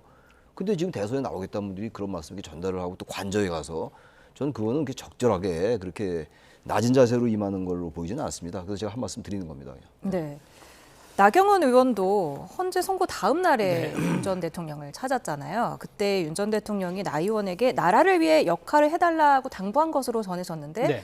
나경원 의원이 내일 또 대선 출마 선언하지 않습니까? 네, 저도 의외예요. 나경원 의원의 출마 선언은 전 나경원 의원이 아마 이제 대선 결과 이후에 아마 당권을 이제 목표에 두고 그리고 염두에 두고 있지 않을까 생각을 했는데 이렇게 전격 여기에 하겠다는 얘기는 아마 이럴 것 같습니다. 그러니까 윤 전 대통령이 이제 보여줬던 그런 어떤 그 보수의 가치, 그 다음에 그런 것들을 이제 또 특히나 이제 지난 1월 달이죠. 그 윤 전 대통령이 툭 찍어서 이제 나경원 의원을 찾아서 좀 면회에 와달라 해서 많은 분들이 그때 그 배경에 관심도 갖고 했는데 아마 그렇다면 나경원 의원은 굉장히 좀 제가 보기에 김문수 전 장관과 조금 이제 지지층이 겹치는 그런 것들이 아니겠는가. 왜냐하면 김문수 전 장관과 지금 나경원 의원 같은 경우에는 윤 전 대통령이 탄핵에 반대했던 분들의 에너지가 응축되고 그다음에 그런 분들의 지지를 받게 될 것 같아서 자 그러면은 이제 나중에 그 4인 컷이 지나고 나면은 나중에 여론조사 50과 당심 50 되는데 이렇게 되면은 저는 만일 나경원 의원이 출마하게 되면 우리가 주목해야 될 포인트는 4인 경선에 김문수 장관이 올라가는 전 장관이 올라가느냐 나경원 의원이 올라가느냐 굉장히 주목 포인트가 될 겁니다. 그런 측면에서 윤 전 대통령이 나 의원에게 실질적으로 뭐 출마 요구를 뭐 했는지 아니면 나 의원이 여기에 대해서 본인이 스스로 생각해서 판단했는지 그건 뭐 나중에 시간이 지나면 알겠습니다만은 나 의원의 여기 대선 레이스 합류는 윤 전 대통령의 지지층이 어느 후보에게 마음을 줄 것인가에 대한 부분으로 직결될 수 있는 사안이어서 굉장히 주목되는 흥행 포인트 요소가 아닌가 생각이 됩니다. 예, 국민의힘 경선 룰이 오늘 확정이 됐는데 여기서 눈에 띈 점이 2일차 예비 경선에서 국민 여론조사 100%였어요. 이 4명에 누가 드느냐에 따라서 뭐 충격이 있을 수도 있다고 지금 평론해 주셨는데 근데 역선택 방지 장치를 뒀기 때문에 일부 후보들한테는 좀 불리할 수도 있을까요? 그러니까 유승민, 한동훈, 이제 안철수 이런 분들에게는 아마 마뜩치 않을 거예요. 완전하게 이제 역선택 방지를 하지 않으면 뭐 상당히 유리할 수 있죠. 전반적인 여론조사에서 강세를 보이는 그런 주자군들이니까 안철수 의원이라든지 유승민 전 의원, 한동훈 전 대표가 그런 이제 군에 속하는 분들이니까. 근데 역선택 방지 조항을 넣게 되면은 아무래도 지지층을 중심으로 이제 무당층을 배제하는 거니까 그렇게 된다면 이분들이 경선 지금 4명에 들어가는 것도 녹록치 않을 것 같아요. 뭐 모든 분이 다 여기 지금 국민의힘도 그렇고 민주당도 그렇고 나오신 분들이 다 역량이 있습니다만 유승민, 안철수, 한동훈 이런 분들은 사실 국민의힘의 큰 자산이거든요. 그나마 그래도 중도 확장성이 있고 이번 그래도 탄핵 국면, 탄핵 전국에서 나름 반듯한 얘기를 한 분들이라고 저는 생각해요. 전 개인적인 생각입니다만. 근데 이 사람들이 지금 어떻게 이제 아예 예비 경선부터 배제될 수 있는 상황인 것 같아요. 물론 이분들의 역량이기도 하고 그렇겠습니다만 아무튼 이 여론조사의 룰이라는 게 대단히 중요해요. 여론조사도 그렇고 이 게임의 룰이라는 게 모든 걸 결정할 때가 대단히 많아요. 대한민국 정치에서는. 그런 점에서 볼 때 국민의힘이 이런 부분들 좀 과감하게 좀 이렇게 중도로 확정하고 탄핵 국면에선 한쪽으로 치우치는 모습을 보였다 하더라도 대선에서 뭔가 전략적 선택을 하고 이재명 대표가 상당히 지금 유리한 건 사실이잖아요. 지금 이재명 후보가. 그렇다면 뭔가 여기도 좀 파격적이고 여러 명이 나온다고 이게 흥행이 되는 게 아니에요. 제가 아까 말씀드렸다시피 역동성, 다양성은 뭔가 파격적인 경선 룰이라든지 그런 거 보일 때 파격적이고 국민들이 쳐다보는 것이지 여러 명이 이렇게 도토리 키즈기 같이 나오는 게 과연 그게 파격적이냐. 그러면서부터 좀 룰을 좀 파격적이고 과감하게 했으면 좋았을 거라는 그런 아쉬움이 있어요. 네. 1차 경선에서 4명, 2차 경선에서 2명으로 압축을 합니다. 물론 4인 경선에서 과반 득표자가 나오면 2인 경선은 없는 건데요. 최종 2명에 누가 들어갈 것으로 보십니까? 글쎄, 제가 여기서 예측한다 그러면은 뭐 물론 평론이라 하더라도 상당히 저는 근데 제가 여기서 자주 말씀드리지만 국민의힘의 이제 주 후보들의 이제 그 말하자면 이념적 스펙트럼 놓고 보면은 김문수, 홍준표, 이제는 나경원 의원이죠. 나경원, 그다음에 오세훈, 안철수, 한동훈, 안철수, 유승민 이렇게 이제 볼 것 같은데 저는 그러면 이제 두 그룹으로 봐야 한다. 그러니까 제가 보기에는 그 김문수, 홍준표, 나경원 그룹에서의 한 분이 올라갈 가능성이 크고 그다음에 오세훈, 한동훈, 그러니까 안철수 정도의 그룹에서 한 분이 올라가서 결국 양자 최종 경선을 할 거다. 근데 4인 경선과 2인 경선이 재미있는 부분은요. 4인 경선에서는 이게 4인 경선으로 만일 끝났다 하면은 26만 대도 이길 수 있습니다. 26만 대도. 다 모두가 25를 했다고 생각하면은. 근데 2인 경선은 51이 넘어야 합니다. 그렇기 때문에 여기에서는 당에 매우 뿌리를 내렸던 분들이 있어야 되기 때문에 저는 그래서 굉장히 이 부분이 흥행 요소다. 근데 이걸 과연 저는 이번에 2인 경선을 반대한 분들이 많았어요. 홍준표 전 시장도 그렇고. 근데 저는 2인 경선까지 간 거는 이거는 국민의힘이 정말 마지막까지 한번 우리가 흥행 경선을 통해서 민주당이 이재명 후보를 한번 압도해 보겠다는 그 전략이 있는 것 같아서 저는 이 부분이 굉장히 주목할 만한 포인트라고 봅니다. 그러면 민주당은 어떤 방식을 택할까? 국민선거인단 방식이 유력하다는 설도 있던데요. 어떻게 보세요? 근데 이재명 제가 아까도 말씀드렸다시피 민주당의 지금 이 후보를 정하는 것, 후보를 결정하는 거는 이번의 경우는 다른 때는 그렇지 않았습니다만 룰이 그렇게 큰 의미가 없는 것 같아요. 어떤 룰을 적용하더라도 이재명 후보의 그 지지율이 높은 상황이기 때문에 전반적으로 말이죠. 여론조사의 추세를 볼 때 큰 의미는 없을지 모르겠으나 근데 이 선거가 또 어떻게 될지 몰라요. 어떠한 돌발 변수가 생겨서 의외로 국민의힘이 파격적으로 그야말로 글쎄 그런 일이 일어날지 잘 모르겠는데 탄핵에 대해서 반대한 것을 전적으로 사과하고 사과는 했습니다만 정말로 진정성 있게 사과하고 여러 번 사과하면서 국민의힘에게 실망했던 이탈 층들이 돌아오고 완전히 그래서 이 양당의 이제 이 대선 구도가 팽팽하게 될 때 그렇게 되면은 지금 국민선거인단에 의한 이 지금 민주당의 선거 방식은 굉장히 의미가 있겠죠. 근데 지금 이제 오픈 프라이머리에 대해서는 지금 민주당은 좀 부정적이에요. 안 하기로 했던 것이고 오픈 프라이머리를 안 한 이유는 이제 당원 주권주의라는 거. 그건 이제 양면성이 있어요. 정당 정치에서 과연 오픈 프라이머리가 맞는 거냐라는 양론이 있어요. 정당 이론에서도. 그래서 그건 뭐 선택의 문제인 거라고 보고 국민선거인단 같은 경우에 어쨌든 많은 사람이 경선에 참여하는 거니까 그 자체로 의미가 있는데 지금 현 단계에서만 볼 때는 민주당의 구도로 볼 때 권력 구도나 권력 지형으로 볼 때 큰 의미는 없지 않는가. 어떤 룰을 적용하더라도 말이죠. 이재명 후보가 되는 데는 큰 의미가 없지 않는가 이런 생각이 듭니다. 네, 조기 대선과 함께 권력 분산 개헌을 제안했던 우원식 국회의장이 자신의 주장을 사흘 만에 철회했습니다. 이제 개헌 얘기는 유야무야 없던 게 되는 걸까요? 그렇습니다. 뭐 지난 월요일인가 저희가 한번 다뤘던 걸로 기억이 되는데 개헌은 이제 동력을 잃었습니다. 이제 이 얘기는 앞으로 이제 국민의힘에서 아무리 이제 호언대 개헌 이렇게 지금 구도를 짜도 우원식 국회의장이 사실 어느 정도 제가 보기에는 이재명 후보 측과 전 대표 측과 좀 약간 세팅을 한 것 같은데 그 사전에 근데 이걸 가지고 갔을 민주당 강성 지지층에서 왜 개헌을 갖고 이번 대선판을 흐리느냐 차라리 내란 세력 종식이라는 걸로 가야 한다 이런 요구가 강력하게 오면서 우원식 의장이 꼬리를 좀 내린 것 같아요. 그런 측면에서 우 의장의 약간 정치적인 좀 그 흠결도 좀 그러니까 약간 좀 흠집도 생긴 것 같은데 중요한 건 저는 이재명 후보가 과연 이제 이 과정에서 민주당 내에서는 개헌을 꺼내지는 않겠지만 국민의힘 측에서 정말 제기하는 당신은 그러면은 유불리에 따라서 말이 바뀌냐. 과거에는 필요하다가 이제는 권력을 독식할 입장이 오니까 이제는 그대로 가서 제왕적 대통령을 내가 다 해야 되겠다. 이렇게 가는 질문들을 계속 하기 때문에 아마 어떤 식으로든 여기에 대한 대안을 내일 비전 발표든 공약이든 보다 구체성 있고 보다 확실하게 실체적으로 내놔야 될 겁니다. 그렇지 않으면 이 부분은 아마 이재명 대표를 두고두고 발목 잡을 수 있는 가능성이 될 수도 있습니다. 네, 아까 잠깐 말씀해 주셨지만 윤 전 대통령이 파면 일주일 만인 내일 오후 5시에 관저에서 나옵니다. 이사를 가는 건데요. 반려견 11마리도 함께 돌아간다고 했는데 왜 5시를 택한 걸까요?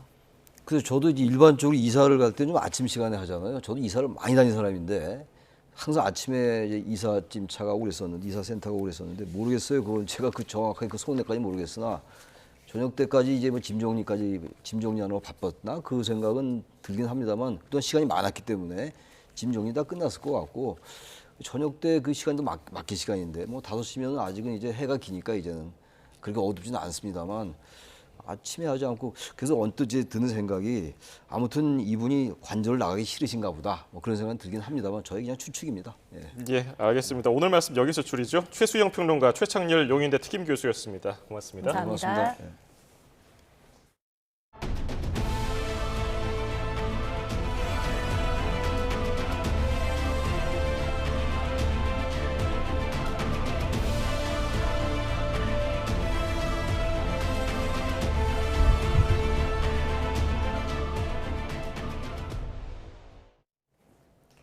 트럼프 미 대통령이 상호 관세로 시장이 불안해한다며 90일간 관세 부과를 유예하겠다고 발표했습니다. 다만 보복에 나선 중국은 관세율을 더 올려서 125%를 적용하겠다고 밝혔습니다. 워싱턴 권준기 특파원입니다. 트럼프 대통령이 상호 관세가 발효된 지 13시간 만에 SNS를 통해 관세 유예를 발표했습니다. 중국을 뺀 나머지 나라는 90일 동안 기본 관세 10%만 적용하겠다는 겁니다. 다만 보복하지 말라는 경고를 어긴 중국은 관세율을 104%에서 125%로 더 올린다고 밝혔습니다. I did a 90-day pause for the people that didn't retaliate because I told them if you retaliate, we're going to double it. And that's what I did with China because they did retaliate. 트럼프 대통령은 상호 관세 유예 이유로 시장 불안을 꼽았습니다. 사람들이 약간 겁을 먹었다며 시장 안정을 위해 유연성을 발휘했다는 겁니다. They were getting yippy, you know, they were getting a little bit yippy, a little bit afraid, unlike these champions, because we have a big job to do. No other president would have done what I did. 트럼프가 관세 유예를 발표한 시각 의회 청문회에 출석해 있던 미국 통상대표는 어리둥절했습니다. 유예 조치를 미리 알고 있었는지 질문해 협상하란 지시만 들었다고 얼버무렸습니다. What do you know about this pause? What are the details of it? Well, the details, as I understand it, is that China continues to retaliate. Other countries didn't retaliate. The president 2 or 3 days ago said we wanted to negotiate with those countries that asked for meetings. 그리어 대표는 70여 개 나라와 관세 협상을 하는데 몇 주 또는 몇 달이 걸릴 거라고 내다봤습니다. 트럼프 유예 발표로 한국 관세율은 기존 25%가 아닌 10%가 적용되지만 철강과 자동차에 매겨진 25% 품목별 관세는 그대로 유지됩니다. 워싱턴에서 YTN 권중기입니다. 트럼프 미 대통령의 기습적인 관세 유예 발표에 투자 심리가 회복되면서 주가가 수직 상승했습니다. 코스피와 코스닥 지수가 6% 폭등했고 장중에 프로그램 매매가 일시 정지되는 매수 사이드카가 8개월 만에 발동되기도 했습니다. 류한홍 기자가 보도합니다. 트럼프 미국 대통령의 기습적인 관세 유예 발표에 우리 증시가 날개를 달았습니다. 코스피와 코스닥 지수가 오전에 5% 이상 폭등하면서 과열 방지를 위해 프로그램 매매를 일시 정지하는 사이드카가 8개월 만에 발동됐습니다. 코스피는 6.6%, 코스닥 지수는 5.97% 상승으로 마감했습니다. 장중에 삼성전자는 7% 상승했고 SK하이닉스는 15%나 오르는 기염을 토했습니다. 코스피 시장에선 9일 만에 외국인이 순매수로 돌아섰습니다. 외국인은 기관과 함께 코스피와 코스닥 시장에서 동반 순매수에 나섰고 그간 순매수를 하던 개인은 순매도로 전환해 차익을 실현했습니다. 앞으로 관세 협상이 남아있지만 관세율이 25%에서 더 낮아질 수 있다는 전망이 외국인 투자 심리를 바꿔놨습니다. 특히 이제 한국과 관련된 관세율이 어느 정도까지 적용이 될지 그리고 일전에 얘기가 됐었던 품목별 관세, 특히 이제 반도체 관세가 향후에 부과 대상으로 부각이 될 수 있을지 이런 부분들은 추가적으로 확인해야 될 부분이 될 것이라고 볼 수 있을 것 같습니다. 주가가 수직 상승하면서 환율은 수직 하락했습니다. 원달러 환율은 38.1원 하락한 1,446원으로 출발해 1,500원 진입을 눈앞에 뒀던 전날과 딴판인 모습을 보였습니다. 그러나 장중에 재차 1,460원대까지 상승을 시도하자 외환 시장엔 다시 긴장감이 감돌기도 했습니다. 관세 유예로 시장이 일단 환호했지만 유예 기간 중 협상이 남아있어 트럼프 대통령 말에 따라 요동치는 널뛰기 장세는 당분간 이어질 것으로 보입니다. YTN 유환홍입니다. 트럼프 미 대통령은 주한미군 등 해외 미군 감축 문제가 방위비 분담금과 연계될 수 있다고 시사하면서 방위비 분담금 문제를 무역 협상과 함께 논의하겠다는 취지를 언급했습니다. 트럼프 대통령은 미국은 유럽에 있는 군에 비용을 대지만 많이 보전받지 못한다며 한국에서도 마찬가지라고 밝혔습니다. 또 방위비 분담금은 무역과는 관계가 없지만 무역 협상의 일부로 할 것이라며 각국에 대해 패키지 한 개로 다 담는 게 합리적이기 때문이라고 설명했습니다. 미국이 관세와 방위비 재협상 카드를 연계한 건 이번이 처음입니다. 이 때문에 관세 협상에 따라 방위비가 영향받을 가능성이 점점 커지고 있는데요. 미국의 또 다른 의도는 없는지 살펴보겠습니다. 김문경 기자입니다. 한미는 지난해 10월 2026년부터 적용하는 방위비 분담금을 8.3% 인상한 1조 5,192억 원에 합의했습니다. 한미가 기존 협정의 틀을 유지하는 가운데 현행 국방비 증가율 대신 소비자 물가지수 증가율을 연간 증가율로 하고 상한선을 재도입한 것은 이번 협상의 중요한 성과로 평가됩니다. 이후 합의에 불만을 가진 트럼프 후보가 대통령에 당선되면서 방위비 재협상이 테이블에 오를 것이라는 전망이 잇따랐습니다. 하지만 트럼프 대통령은 재협상 대신 원스톱 쇼핑이라는 말로 관세 협상에 방위비를 포함시키겠다는 뜻을 내비쳤습니다. 방위비를 관세 인상 압박 카드로 우선 사용하겠다는 의도로 보입니다. 정부는 경제와 안보는 별개라며 신중을 기하고 있지만 방위비 분담금이 소비자 물가와 연동되는 등 각국의 경제와 안보 상황에 따라 조정되는 점이 변수입니다. 모든 게 지금 중국에게 포커스가 맞춰져 있기 때문에 결국엔 인태 지역에서의 안정 부분, 번영 부분 이런 거를 같이 기여를 할 수 있는 데에 역할을 해달라는 부분을 요구를 할 가능성이 크다라는 거죠. 미국이 주한미군의 인건비와 시설 유지 등에 사용되는 방위비 분담금을 관세와 연계시킨 건 이번이 처음입니다. 미국은 관세 폭탄에 이어 주한미군에 배속됐던 패트리엇 포대 일부를 빼내 중동으로 옮기는 등 안보 상황 변화도 추구하고 있습니다. 이 때문에 무역 등 관세 협상에 따라 방위비 분담금이 영향을 받을 가능성이 커 보입니다. 다만 제이비어 프런슨 한미연합사령관은 미 하원 청문회에서 한국 등 인도태평양 동맹국들의 부담을 확대할 필요성을 거론하면서 방위비 분담금보다는 미중 간 전략 경쟁을 뒷받침하는 한국의 국방비 증액을 요구할 가능성도 남아 있습니다. YTN 김문경입니다. 4살 남자아이를 매트에 거꾸로 넣어 숨지게 한 혐의로 재판에 넘겨진 30대 태권도 관장에게 법원이 징역 30년을 선고했습니다. 유족들은 더 무거운 처벌을 받아야 한다며 울분을 토했습니다. 윤태인 기자입니다. 지난해 7월 30대 태권도 관장 최모 씨는 4살 도화군을 매트에 거꾸로 넣어 숨지게 한 혐의로 재판에 넘겨졌습니다. 최 씨는 당시 상황에 대해 장난이었다고 말하는 등 혐의를 부인해왔습니다. 근데 학대 혐의에 대해서 인정하십니까? 아닙니다.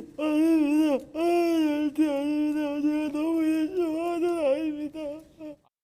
사고 직후 최 씨는 태권도장 CCTV를 삭제했는데 경찰이 영상을 보고 난 결과 도하군이 학대 끝에 숨진 정황이 확인됐습니다.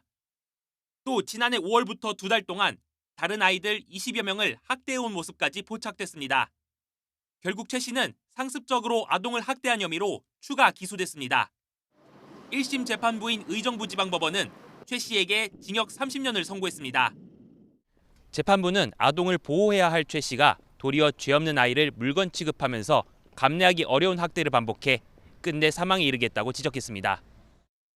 또 아이를 매트에 넣은 채로 내버려둔다면 숨질 수도 있다는 것을 이미 인식하고 있었고 CCTV를 삭제하거나 태권도 사범들에게 허위 진술을 강요해 증거인멸을 시도했다고 밝혔습니다. 이와 함께 최 씨가 다른 아이들을 학대한 것에 대해서도 장난으로 치부하는 태도가 보인다고 질책했습니다. 세상을 떠난 아이의 사진을 끌어안고 재판에 참석했던 어머니는 선고 직후 최 씨에게 내려진 판결이 너무나 가볍다며 울분을 토했습니다. 솔직히 상황보다 더한 벌을 받아야 되는 게 맞잖아요. 솔직히. 납득 안 돼요. 납득 안 돼요. 유족 측이 상급 법원의 판단을 받아야겠다는 의견을 밝힌 가운데 최 씨에게 무기징역을 구형했던 검찰도 판결문을 면밀하게 검토한 뒤 항소 여부를 결정할 방침입니다. YTN 윤태인입니다. 대한민국 역대 최악의 국제 행사였다는 오명을 남긴 새만금 잼버리는 부지 선정부터 준비 과정까지 총체적인 부실이 파행 원인이라는 감사 결과가 나왔습니다. 감사원은 위법 부당 행위가 드러난 조직위와 여가부, 전북 관계자 등 10여 명에 대해서 인사 조치나 수사가 필요하다고 판단했습니다. 이종원 기자입니다.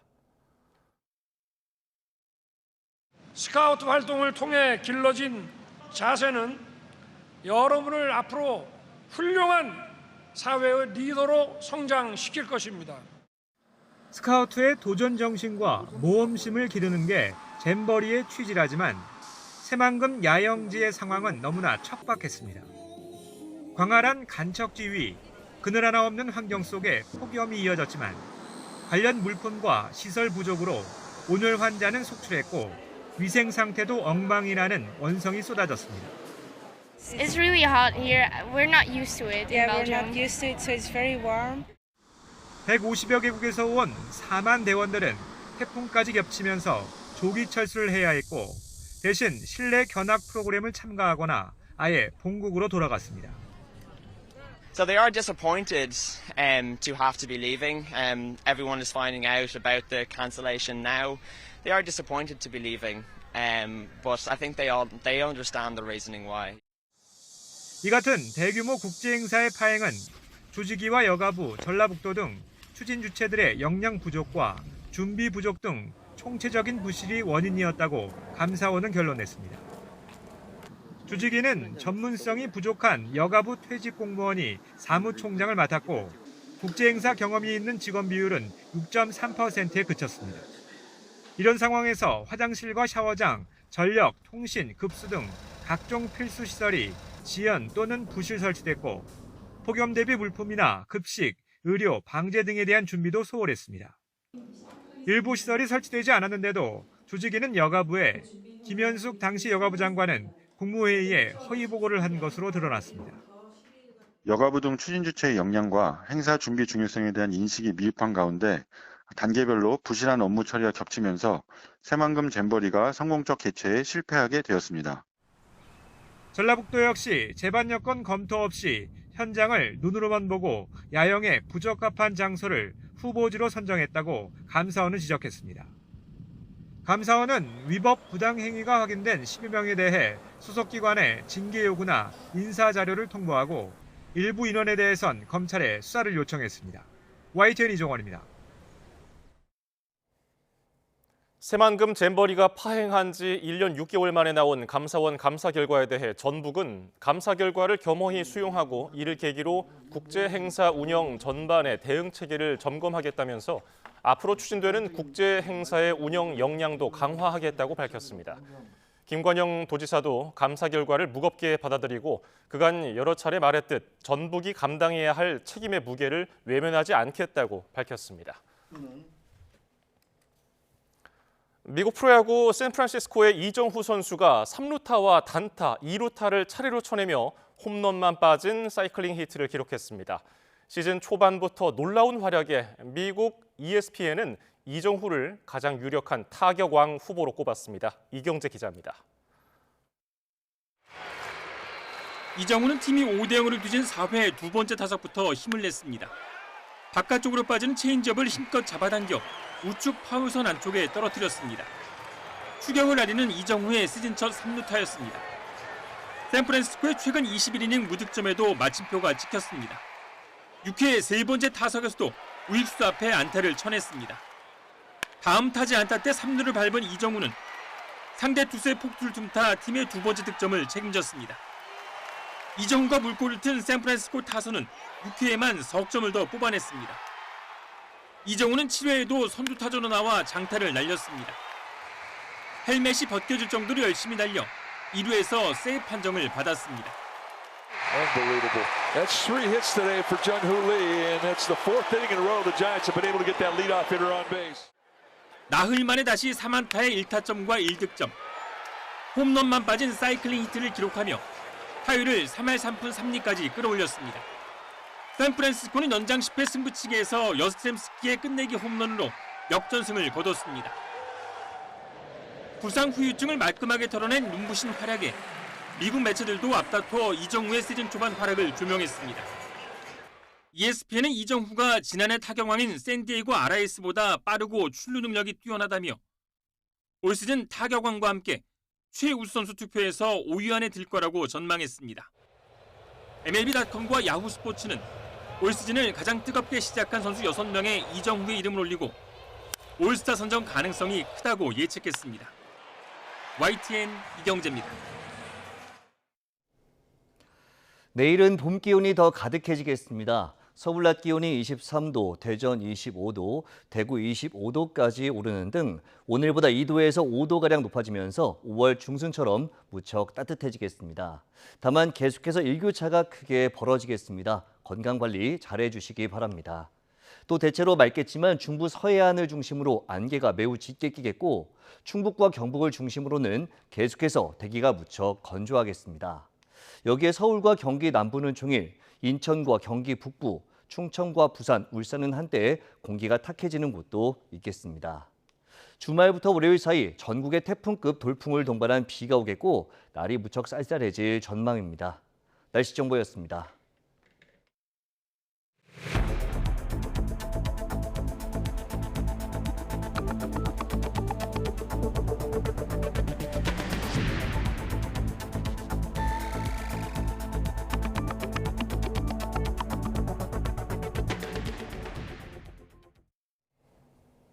윤석열 전 대통령이 파면 일주일 만인 내일 오후 5시 한남동 관저에서 퇴거합니다. 취임 뒤에도 6개월 정도 머물렀던 서초동 사저로 886일 만에 돌아가게 됩니다. 신윤정 기자입니다. 파면 일주일째 윤석열 전 대통령이 머물고 있는 한남동 관저로 신원 확인을 거친 차량과 화물차가 분주히 드나듭니다. 윤 전 대통령 부부 이삿짐을 서초동으로 옮기는 작업이 막바지에 접어든 것으로 보입니다. 대통령 경호처의 전담팀 구성 등 경호 대비도 마무리되면서 윤 전 대통령의 사저 이전 준비가 모두 끝난 것으로 보입니다. 지난 2022년 11월 7일 주민들의 배웅 속 서초동을 떠난 지 약 2년 5개월, 880여일 만입니다. 할아버지가 좋은 나라 만들 거예요. 열심히 노력할게. 김건희 여사는 물론 관저에서 더 늘어난 반려동물 11마리도 모두 함께 이동합니다. 대통령실 참모진 일부는 관저를 찾아 윤 전 대통령과 인사를 나눌 것으로 알려졌습니다. 윤 전 대통령은 참모들을 격려하며 감사를 표할 것으로 보이는데 사저로 이동한 뒤 지지자들이나 주민들에게도 인사를 건넬 것으로 전망됩니다.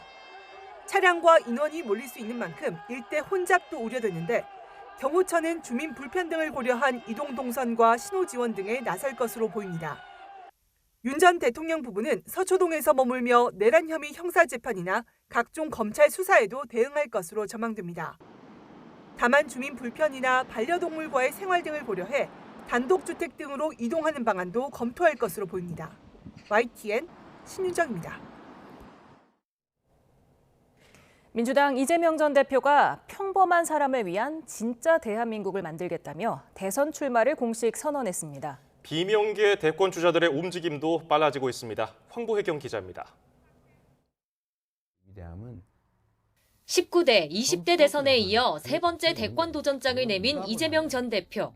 기자회견이 아닌 유튜브에 올린 다큐멘터리 형식의 영상으로 출마의 변을 대신했습니다.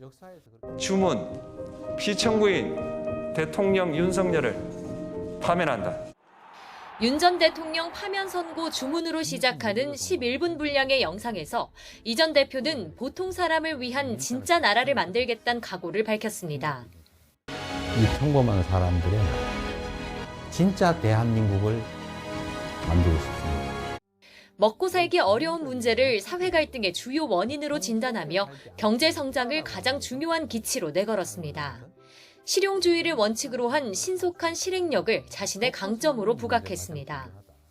어떤 게 더 유용하고 어떤 게 더 필요하냐, 이게 최고의 기준이 돼야 된다. K컬처, K민주주의를 이은 K이니셔티브 구상도 제시했는데 국민의 훌륭한 도구가 되겠다며 지지를 호소했습니다. 비명계 대권 주자들도 발걸음을 재촉하고 있습니다. 출마 선언 직후 관세 대응을 위해 미국을 찾은 김동연 경기도지사는 경제통 이미지 구축에 주력했고 김두관 전 의원은 당내 경선만이라도 완전 국민 경선 오픈 프라이머리를 도입하라며 거듭 목소리를 높였습니다. 당 경선 일정이 확정되는 대로 김경수 전 경남도지사 역시 출마 선언에 나설 거로 관측되는 가운데 전재수 의원은 후보 등록이 시작되는 시점까지 출마 여부를 결정하겠다는 입장입니다. 이재명 전 대표는 국회에서 기자회견을 열고 대통령 후보로서의 비전 선포와 함께 구체적인 경선 캠프 인선도 발표할 예정입니다. 어차피 대통령은 이재명, 즉 어대명 기조 속에 경선 레이스를 거치며 무당층 표심을 잡을 수 있을지는 여전히 숙제로 남았습니다. YTN 황보혜경입니다. 국민의힘 한동훈 전 대표도 제21대 대통령 선거에 출사표를 던졌습니다. 한 전 대표는 민주당 이재명 전 대표를 겨냥해서 괴물 정권의 탄생을 막아야 한다며 지지를 호소했는데 나경원 의원도 출마를 예고하며 경선 구도에 지각 변동이 생길지 주목됩니다. 김다연 기자입니다. 국민의힘 한동훈 전 대표는 사퇴 넉 달 만에 다시 찾은 국회에서 대통령 선거 출마를 공식 선언했습니다. 4년 중임의 분권형 대통령제를 포함한 개헌안과 중산층 70% 시대를 향한 경제 공약, 전국에 5개의 서울을 만들겠다는 구상을 발표했습니다. 특히 민주당 이재명 전 대표를 권력을 위해서라면 나라의 운명도 저버릴 수 있는 위험한 정치인으로 규정하며 맞수는 자신뿐이라고 강조했습니다. 이런 결정적인 시기에 위험한 사람이 대통령이 되고 괴물 정권이 탄생해서 나라를 망치는 것을 막아야 합니다. 한 전 대표와 한때 껄끄러운 관계로 분석됐던 당 지도부도 격려를 아끼지 않았는데 그동안 많이 배웠을 거란 뼈있는 말도 잊지 않았습니다. 정치가 무엇인지 그리고 사람을 마음을 얻기 위해서 어떻게 해야 되는지 아마 많이 배웠습니다. 이렇게 생각하고 있습니다. 오는 14일 후보자 등록이 시작되는 만큼 잠재적 주자들도 슬슬 결심을 굳히고 있는데 친윤석열계에선 김기현 의원이 불출마 의사를 밝혔고 나경원 의원은 고심 끝에 출사표를 던지기로 했습니다. 탄핵 반대파로서 윤심을 등에 업었다 평가받는 나 의원은 주요 주자 가운데 몇 안 되는 여성이란 점에서 경선 구도의 변수가 될 수 있다는 전망입니다. 출마 선언 이후 첫 공식 일정으로 친정인 노동계를 택한 김문수 전 장관은 전태일 기념관을 찾아 본인이 서민의 삶을 제일 잘 안다고 자평했습니다. 노동자층과 또 영시의 서민들, 농민들, 그리고 지역적으로는 호남, 저보다 더 잘하는 사람이 지금 아마 제 볼 때는 후보 중에 없다고 생각합니다. 당 안팎에선 풍부한 국정 경험과 탄핵 공세에 살아남았다는 서사를 지녔다는 이유로 한덕수 대통령 권한대행 띄우기도 이어지고 있는데 당 선관위는 본인의 선택이지 이른바 추대는 없다고 못 박았습니다. 하루하루 바뀌는 정치권 기류와 종잡을 수 없는 경선 구도에 일단 유권자들의 관심은 확보했다는 분석인데 소문난 잔치에 그치지 않기 위한 당의 고민도 깊어 보입니다. YTN 김다연입니다. 홍준표 대구시장은 오늘 오후 대구시 의회에서 열린 국민의힘 의원총회에 참석해서 지역의 혁신 현안을 다 해결할 수 있는 자리로 가겠다며 퇴임 인사를 했습니다. 홍 시장은 내일 오전 대구시청 산격청사 대강당에서 퇴임식을 하고 오는 14일 서울 여의도에서 대선 출마를 공식 선언합니다. 국민의힘이 여론조사 100%를 적용한 1차 경선에서 후보자를 4명으로 추린 뒤 이후 2명이 결선을 치르게 하는 경선 규칙을 확정했습니다. 후보들이 10명을 훌쩍 넘는 상황에서 효용성과 흥행이라는 두 마리 토끼를 다 잡겠다는 취지인데 경선 과정에 적용될 역선택 방지 조항이 변수로 작용할 거라는 분석도 나옵니다. 강민경 기자입니다. 오는 14일부터 후보자 등록을 받는 국민의힘 대선 후보 경선은 크게 3단계로 진행됩니다. 먼저 1차 경선에선 여론조사 100%를 적용해 후보를 4명으로 압축합니다. 2차 경선에선 선거인단과 여론조사를 같은 비율로 계산해 2명을 추리는데 이때 한 후보가 과반 득표를 얻으면 결선 없이 경선은 종료됩니다. 물론 과반 득표자가 없으면 양자 대결로 최종 후보를 선출한다는 계획인데 서바이벌 오디션 프로그램을 연상케 하는 경선으로 주목도를 높이고 지지율까지 견인하겠다는 의도가 엿보입니다. 50% 이상의 지지를 얻어야 그 후보가 국민의 신뢰를 받을 수 있고 국민적 관심을 제고한다는 차원에서 2인 경선이 반드시 필요하다 하는 의견들이 많았습니다. 시선은 자연스레 빅4에 진입할 잠룡 명단으로 쏠리는 가운데 모든 과정에 적용될 역선택 방지 조항이 변수가 될 거란 관측도 나옵니다. 상대 정당 지지자를 걸러내기 위해 이 장치를 적용하면 여론조사 대상이 지지층 혹은 무당층에 국한돼 당심과 민심 간의 차이가 좁혀집니다. 결국 우리한테 투표를 안 할 분들을 여론을 다 모아서 결정할 수는. 보수 지지세가 강한 후보는 상대적으로 유리한 반면 외연 확장성을 가진 후보는 불리한 구도가 될 수 있다는 분석입니다. 중도로 분류되는 인사들이 역선택 방지 규정에 특히 반발하는 이유입니다.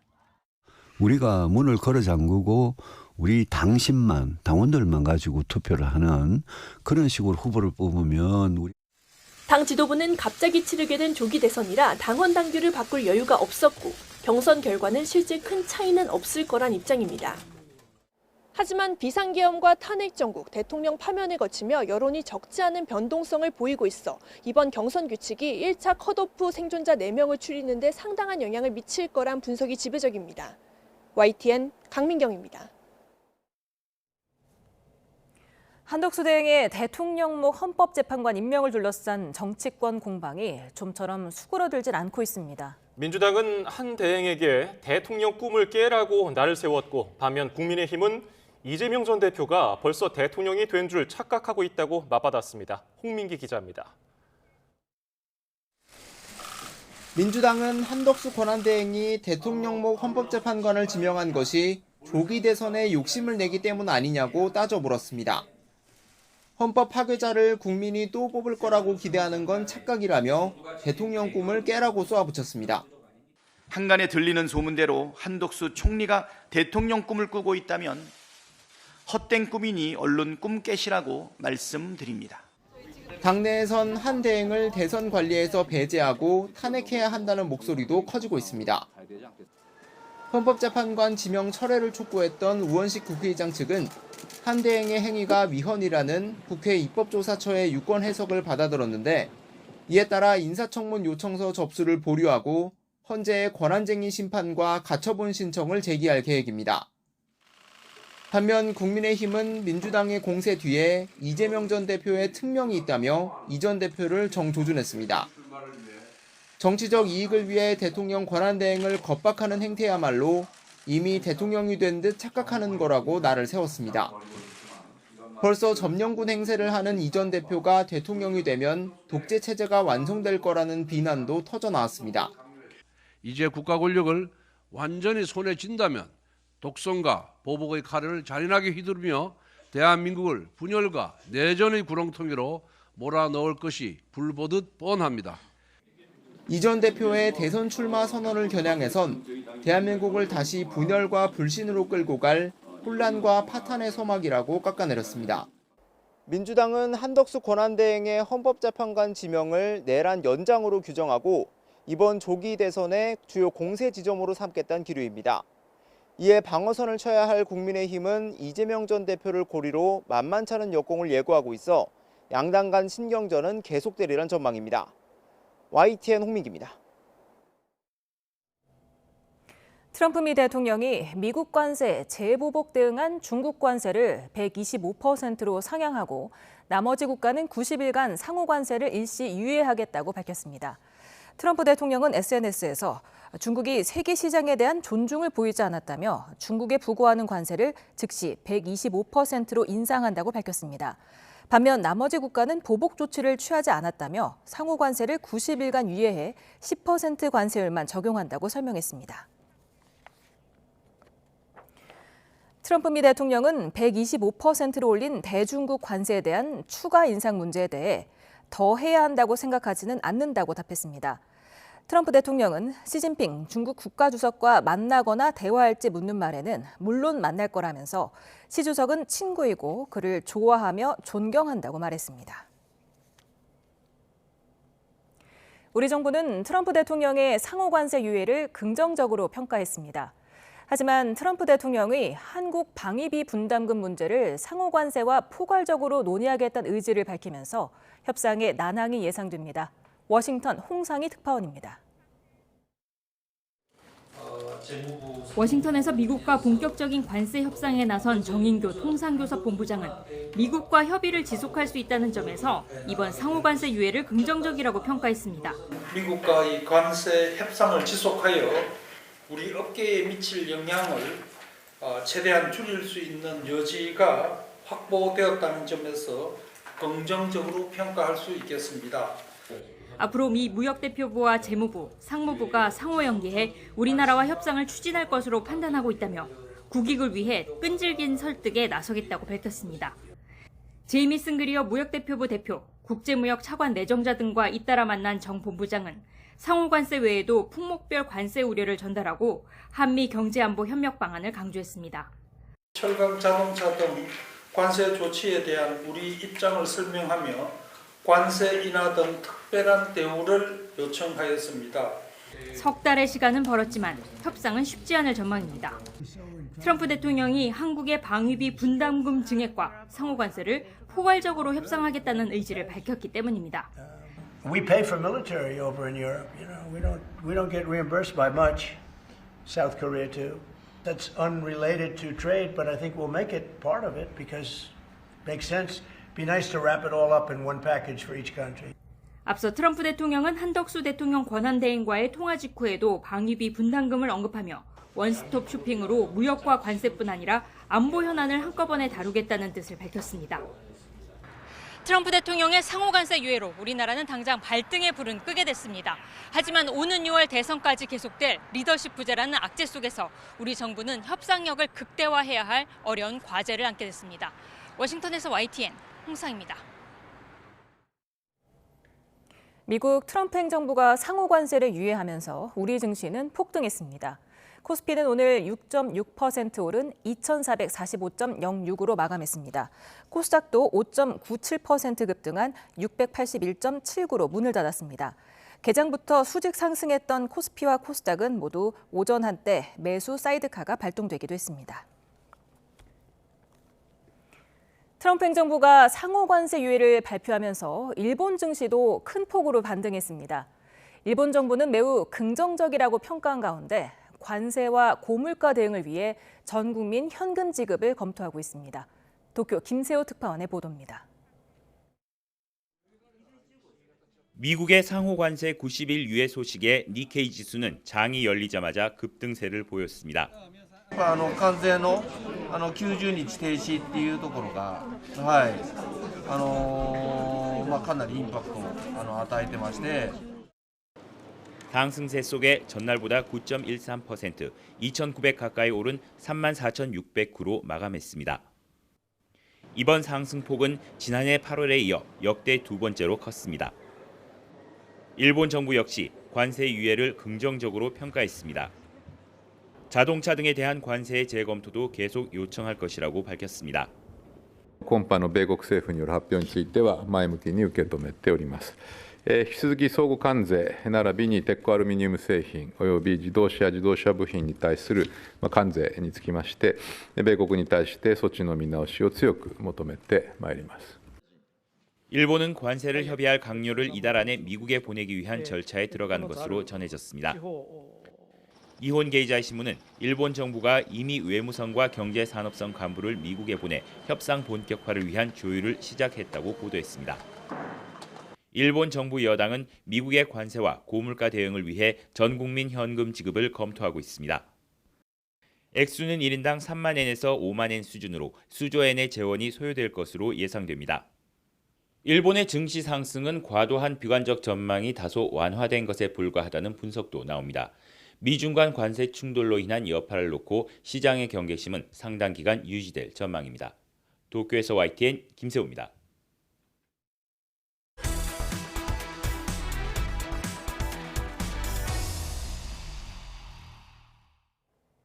도심에서 행인들을 향해 흉기를 꺼내든 중국인이 경찰에 붙잡혔습니다. 공공장소 흉기 소지죄가 시행된 첫날이었습니다. 사건 사고 소식 김태원 기자입니다. 경찰관 여러 명이 검은 모자를 둘러쓴 남성을 에워싸고 소지품을 검사하고 있습니다. 지난 8일 오후 성동구 청계천 산책로에서 행인들을 향해 흉기를 빼든 혐의를 받는 58살 중국인 A씨입니다. 신고를 받고 출동한 경찰은 목격자 진술과 CCTV 영상을 토대로 A씨를 붙잡고 갖고 있던 흉기도 압수했습니다. A씨는 마침 검거 당일부터 시행된 공공장소 흉기 소지죄로 입건돼 조사받고 있습니다. 정당한 이유 없이 공공장소에서 흉기를 드러내 불안감이나 공포심을 일으키면 3년 이하 징역이나 1,000만 원 이하 벌금에 처해질 수 있습니다. 건물 천장에서부터 새까만 연기가 하늘을 뒤덮을 기세로 솟구쳐 오릅니다. 울산 울주군 온산읍에 있는 비료 공장의 불이 나 40여 분 만에 꺼졌습니다. 공장 관계자 70여 명이 모두 안전한 곳으로 대피하면서 다친 사람은 없는 것으로 알려졌습니다. 이른 새벽 서울 공릉동의 고층 아파트에서도 불이 나 1시간 20분 만에 꺼졌습니다. 주민인 90대 여성이 심정지 상태로 병원으로 옮겨졌지만 끝내 숨졌고 다른 주민 7명도 연기를 들이마셔 치료받고 있습니다. YTN 김태원입니다. 울산 중부경찰서는 자신이 근무했던 구청 건물 앞 화단에 불을 지른 혐의로 전직 공무원 40대 A씨를 긴급 체포해 조사하고 있습니다. A씨는 오늘 새벽 3시 40분쯤 울산 중구청 바로 옆 화단 두 곳에 인화성 물질을 뿌리고 불을 지른 혐의를 받습니다. 불이 나자 당직을 서고 있던 공무원들이 소화기로 불을 끄고 119에 신고해서 큰 불로 이어지지는 않았고 인명피해도 없었습니다. 영남 지역 곳곳을 잿더미로 만든 동시다발 산불 당시에 국립공원인 강원도 치악산 인근에도 산불이 잇따라 났습니다. 그런데 확인을 해보니까 일부러 불을 지른 거였습니다. 잠복 중이던 경찰이 현장에서 범인을 붙잡았는데 불을 낸 이유는 그저 호기심이었습니다. 지환 기자입니다. 치악산 국립공원 인근인 강원도 원주시 소초면 인근 마을. 누군가 나뭇가지에 불을 붙입니다. 곧바로 주택 주변 야산 인근 밭둑으로 던집니다. 순식간에 불이 커지고 증거 화면을 찍던 잠복 형사마저 탄식을 터뜨립니다. 방화범은 평범한 동네 주민이던 30대 여성 A씨. 지난 6일 부모님 집 바로 옆에서 일부러 불을 내다 긴급 체포됐습니다. 경찰이 A씨를 특정하고 나흘간 잠복하며 따라다닌 건 3월 말부터 5차례 잇따라 발생한 인근 산불 때문. 주변 탐문이나 CCTV 분석 결과 항상 A씨가 현장에 있었습니다. 불을 내곤 자전거를 타고 배회하다 소방차가 진입하는 현장을 지켜보기도 했습니다. 의심을 피하려고 직접 119 신고를 한 적도 있었습니다. 한 번은요. 네. 어쩔 수 없이 신고를 해. 그 왜 신고하냐면 네. 주민들이 올라와가지고 자기가 신고를 안 하면 불 낸 것 같으니까 네. 자기가 한번 신고해요. 조사 중에 있어요. 네. 그건 호기심에 했대요. 호기심에. A씨가 연쇄 방화를 낼 당시 영남 지역에선 동시다발 대형 산불이 확산하고 있었습니다. 경찰 조사에서 A씨는 붙잡힐 당시 불을 낸 건 인정했지만 앞선 4차례 방화는 부인한 것으로 알려졌습니다. 현행 산림보호법상 고의로 산불을 내면 7년 이상 15년 이하 징역형. 대법원은 3년 전 강릉 옥계 산불 당시 토치로 집에 불을 붙인 60대에게 징역 12년을 선고했습니다. YTN 지환입니다. 오늘 오후 2시 10분쯤 대구 군위군 의흥면의 야산에 불이 나 1시간여 만에 꺼졌습니다. 소방당국은 진화 과정에서 90대 주민 A씨가 숨져 있는 것을 발견해 경찰에 인계했습니다. 경찰은 A씨가 불이 난 야산 근처 주민인 것으로 확인하고 정확한 사고 경위를 조사하고 있습니다. 고 이해람 중사 사건 수사에 개입한 혐의로 재판에 넘겨진 공군본부 전 법무실장의 무죄가 확정됐습니다. 유족은 실망스러운 판결이라고 반발했습니다. 김영수 기자가 보도합니다. 지난 2021년 봄 상관의 성폭력과 2차 가해를 호소하던 23살 이해람 공군 중사가 숨졌습니다. 군 당국의 안일한 대처와 부실 수사 비판으로 특검이 출범했고 모두 8명이 재판에 넘겨졌습니다. 특검 수사 과정에서 전익수 전 공군본부 법무실장은 수사를 무마하려고 했다는 의혹은 벗었지만 자신과 관련된 사건을 수사하던 군 검사에게 전화한 사실이 드러나면서 면담 강요 혐의가 적용됐습니다. 하지만 1심과 2심 모두 무죄를 받았습니다. 1심 재판부는 전 전 실장이 수사 공정성을 크게 훼손했다며 매우 부적절한 행위라고 질타하면서도 적용된 법은 증인과 참고인을 위한 것일 뿐 보호 대상에 검사는 포함되지 않는다고 봤습니다. 2심 역시 비슷한 취지로 판단했고 특검팀은 상고했지만 대법원에서도 뒤집지 못했습니다. 대법원은 면담 강요 혐의를 포함해 원심 재판부가 법리를 오해하지 않았다며 상고를 기각했습니다. 먼저 세상을 떠난 딸의 옷을 입고 재판을 지켜본 고 이해람 중사 어머니는 재판 결과에 눈물을 보였습니다. 일단은 실망스럽고 허무하고 마음이 텅 빈 것 같아요. 어떻게 지체할 수가 없을 만큼 우리 딸이 너무 보고 싶습니다. 수사 정보를 누설한 혐의를 받는 군무원, 이중사 사망에 대한 허위 사실을 퍼뜨린 혐의로 재판에 넘겨진 공보장교는 각각 벌금 500만 원과 징역 2년이 확정됐습니다. YTN 김영수입니다. 지난해 시청역 역주행 사고처럼 고령 운전자가 내는 교통사고가 늘고 있는데요. 고령 운전자의 돌발 상황 반응 속도를 실험한 결과 비고령자보다 1초 넘게 느린 것으로 나타났습니다. 시속 50km로 달리는 차 기준 14m를 더 주행한 셈이라 대책 마련이 시급합니다. 오동건 기자의 보도입니다. 65세가 넘는 고령 운전자가 돌발 상황에 어떻게 대처하는지 살펴보는 실험. 가상현실에서 갑자기 차선으로 아이가 뛰어듭니다. 이러한 방식으로 소비자원이 고령 운전자 17명과 65세 미만 17명의 반응 속도를 비교해봤더니 앞 차량이 급정거했을 때는 0.47초, 어린이가 뛰어드는 상황에선 1.08초나 고령자의 대응이 늦었습니다. 시속 50km의 경우 브레이크 작동이 1초 늦어지면 차량은 약 14m를 더 가기 때문에 사고 위험성은 훨씬 커집니다. 고령 운전자는 비고령 운전자에 비해 신체 반응이 늦기 때문에 도로 위 돌발 상황에서 당황해 가속 페달과 브레이크 페달을 혼동할 수 있고 고령자 스스로도 나이가 들수록 운전이 위험하다는 사실을 인식하는 것으로 드러났습니다. 조사 대상 10명 중 6명꼴로 비고령 운전자보다 교통사고를 일으킬 위험이 더 크다고 응답했고 그 이후로 판단력이나 반응 속도 저하를 뽑았습니다. 전문가들은 이미 우리 사회가 초고령 사회로 들어온 만큼 주행 안전장치가 선택이 아닌 필수라고 조언합니다. 페달 오조작 방지 장치 또는 차선 유지나 긴급 제동 장치 등을 의무화하거나 아니면 개별적 옵션 구매 시 때 정부에서 보조금을 주는 어떤 적극적인 정책이 필요한 시점입니다. 한국소비자원은 이번 실험 결과를 토대로 관계부처에 페달 오조작 방지 장치 설치 확대와 고령자 교통안전 교육 강화를 건의하기로 했습니다. YTN 오동건입니다. 우리 정부가 북한의 금수품 거래에 관여한 단체 2곳과 개인 2명, 선박 1척을 독자 제재하기로 했습니다.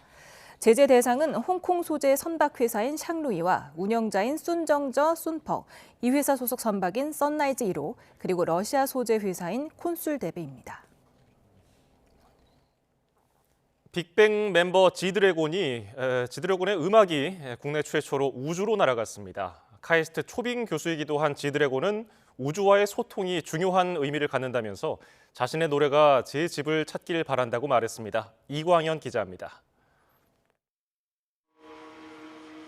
지드래곤이 호기심 가득한 표정을 짓고 스마트폰 카메라로 연신 인증 사진을 찍습니다. AI 기술로 증강된 자신의 홍채 이미지에 담긴 음원이 지구 밖 우주로 전파되는 순간을 담고 있는 겁니다. 지드래곤의 음악에 카이스트의 기술과 미디어 아트를 결합한 우주 문화 콘텐츠 실험입니다. 홍채는 영혼의 창이라고도 하고요. 내면의 우주를 들여다보는 지드래곤님의 홍채를 이용해서 우주와 교신하는 그런 프로젝트를 제안해 보았습니다. 인간 내면의 우주를 외부 우주로 확장한다는 의미를 담은 퍼포먼스로 2023년 누리호에 실린 차세대 소형 위성 2호의 안테나가 활용됐습니다. 카이스트 초빙 교수로 활동 중인 지드래곤은 과학과 예술은 서로 맞닿아 있다고 말했습니다. 다른 전 세계 어떤 아티스트도 경험을 해보지 못했을 거라고 생각을 하는데, 네, 음악 그리고 뭔가 내가 생각하는 것들을 공유하고 선보이고 한다는 거에 대해서 되게 뿌듯하고 대중 가수로서 좋은 기술을 더 쉽게 설명할 수 있는 매개 역할을 하게 돼 영광이라고 덧붙였습니다. 곡을 선정해서 우주로 보낸다는 게 아직도 좀 현실감이 없긴 한데 굉장히 설레이고 집을 찾았으면 좋겠다. 영국의 전설적인 록밴드 비틀즈처럼 지드래곤의 음악도 대한민국 최초로 우주와의 소통을 시작했습니다. YTN 이광현입니다.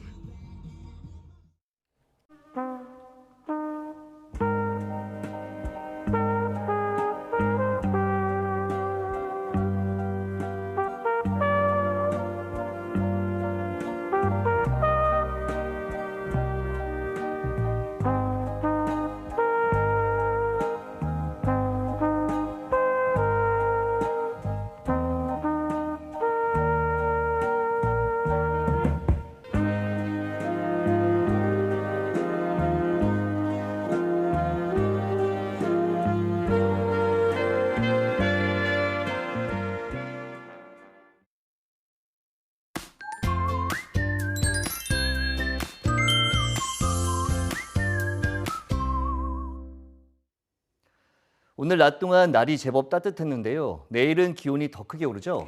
네, 맞습니다. 맑은 하늘이 함께하는 가운데 따스한 봄볕이 내리쬐면서 기온이 크게 오를 것으로 보이는데요. 우선 서울과 대구의 아침 기온이 8도, 대전 7도 등 오늘보다는 낮지만 예년과 비슷하거나 조금 높아 아침에도 크게 쌀쌀하지 않겠고요. 한낮에는 서울 기온이 23도, 대전과 대구 25도까지 오르며 따뜻함을 넘어 다소 덥게 느껴질 수도 있겠습니다. 요즘 곳곳에 봄꽃이 활짝 피어 있는데요. 맑고 따뜻한 날씨가 이어지면서 봄꽃 구경하시는 분들이 많을 것 같습니다. 꽃가루 알레르기를 주의해야겠죠? 네, 그렇죠. 그런데 꽃가루 알레르기를 일으키는 주 원인은 참나무나 소나무 등 바람에 꽃가루가 날리는 풍매화입니다. 네, 맞습니다. 벚꽃을 비롯한 봄꽃들은 알레르기를 거의 일으키지 않기 때문에 걱정을 조금 내려놓으셔도 되는데요. 다만 너무 가까이에 코를 대고 향기를 맡는 것은 피하시는 것이 좋겠습니다. 네, 내일 대체로 맑지만 충북과 경북을 중심으로 대기가 무척 건조하겠고요. 수도권은 종일, 충청과 부산, 울산은 한때 초미세먼지 농도가 짙게 나타나겠습니다. 주말부터 월요일 사이에는 전국 곳곳에 비가 오겠고 태풍급 돌풍도 동반되겠습니다. 또 찬 공기가 남하하면서 날씨가 급격히 쌀쌀해질 전망입니다. 날씨 캔버스의 원이다. 김수현이었습니다. 오늘 뉴스 플러스는 여기까지입니다. 시청해주신 여러분 고맙습니다.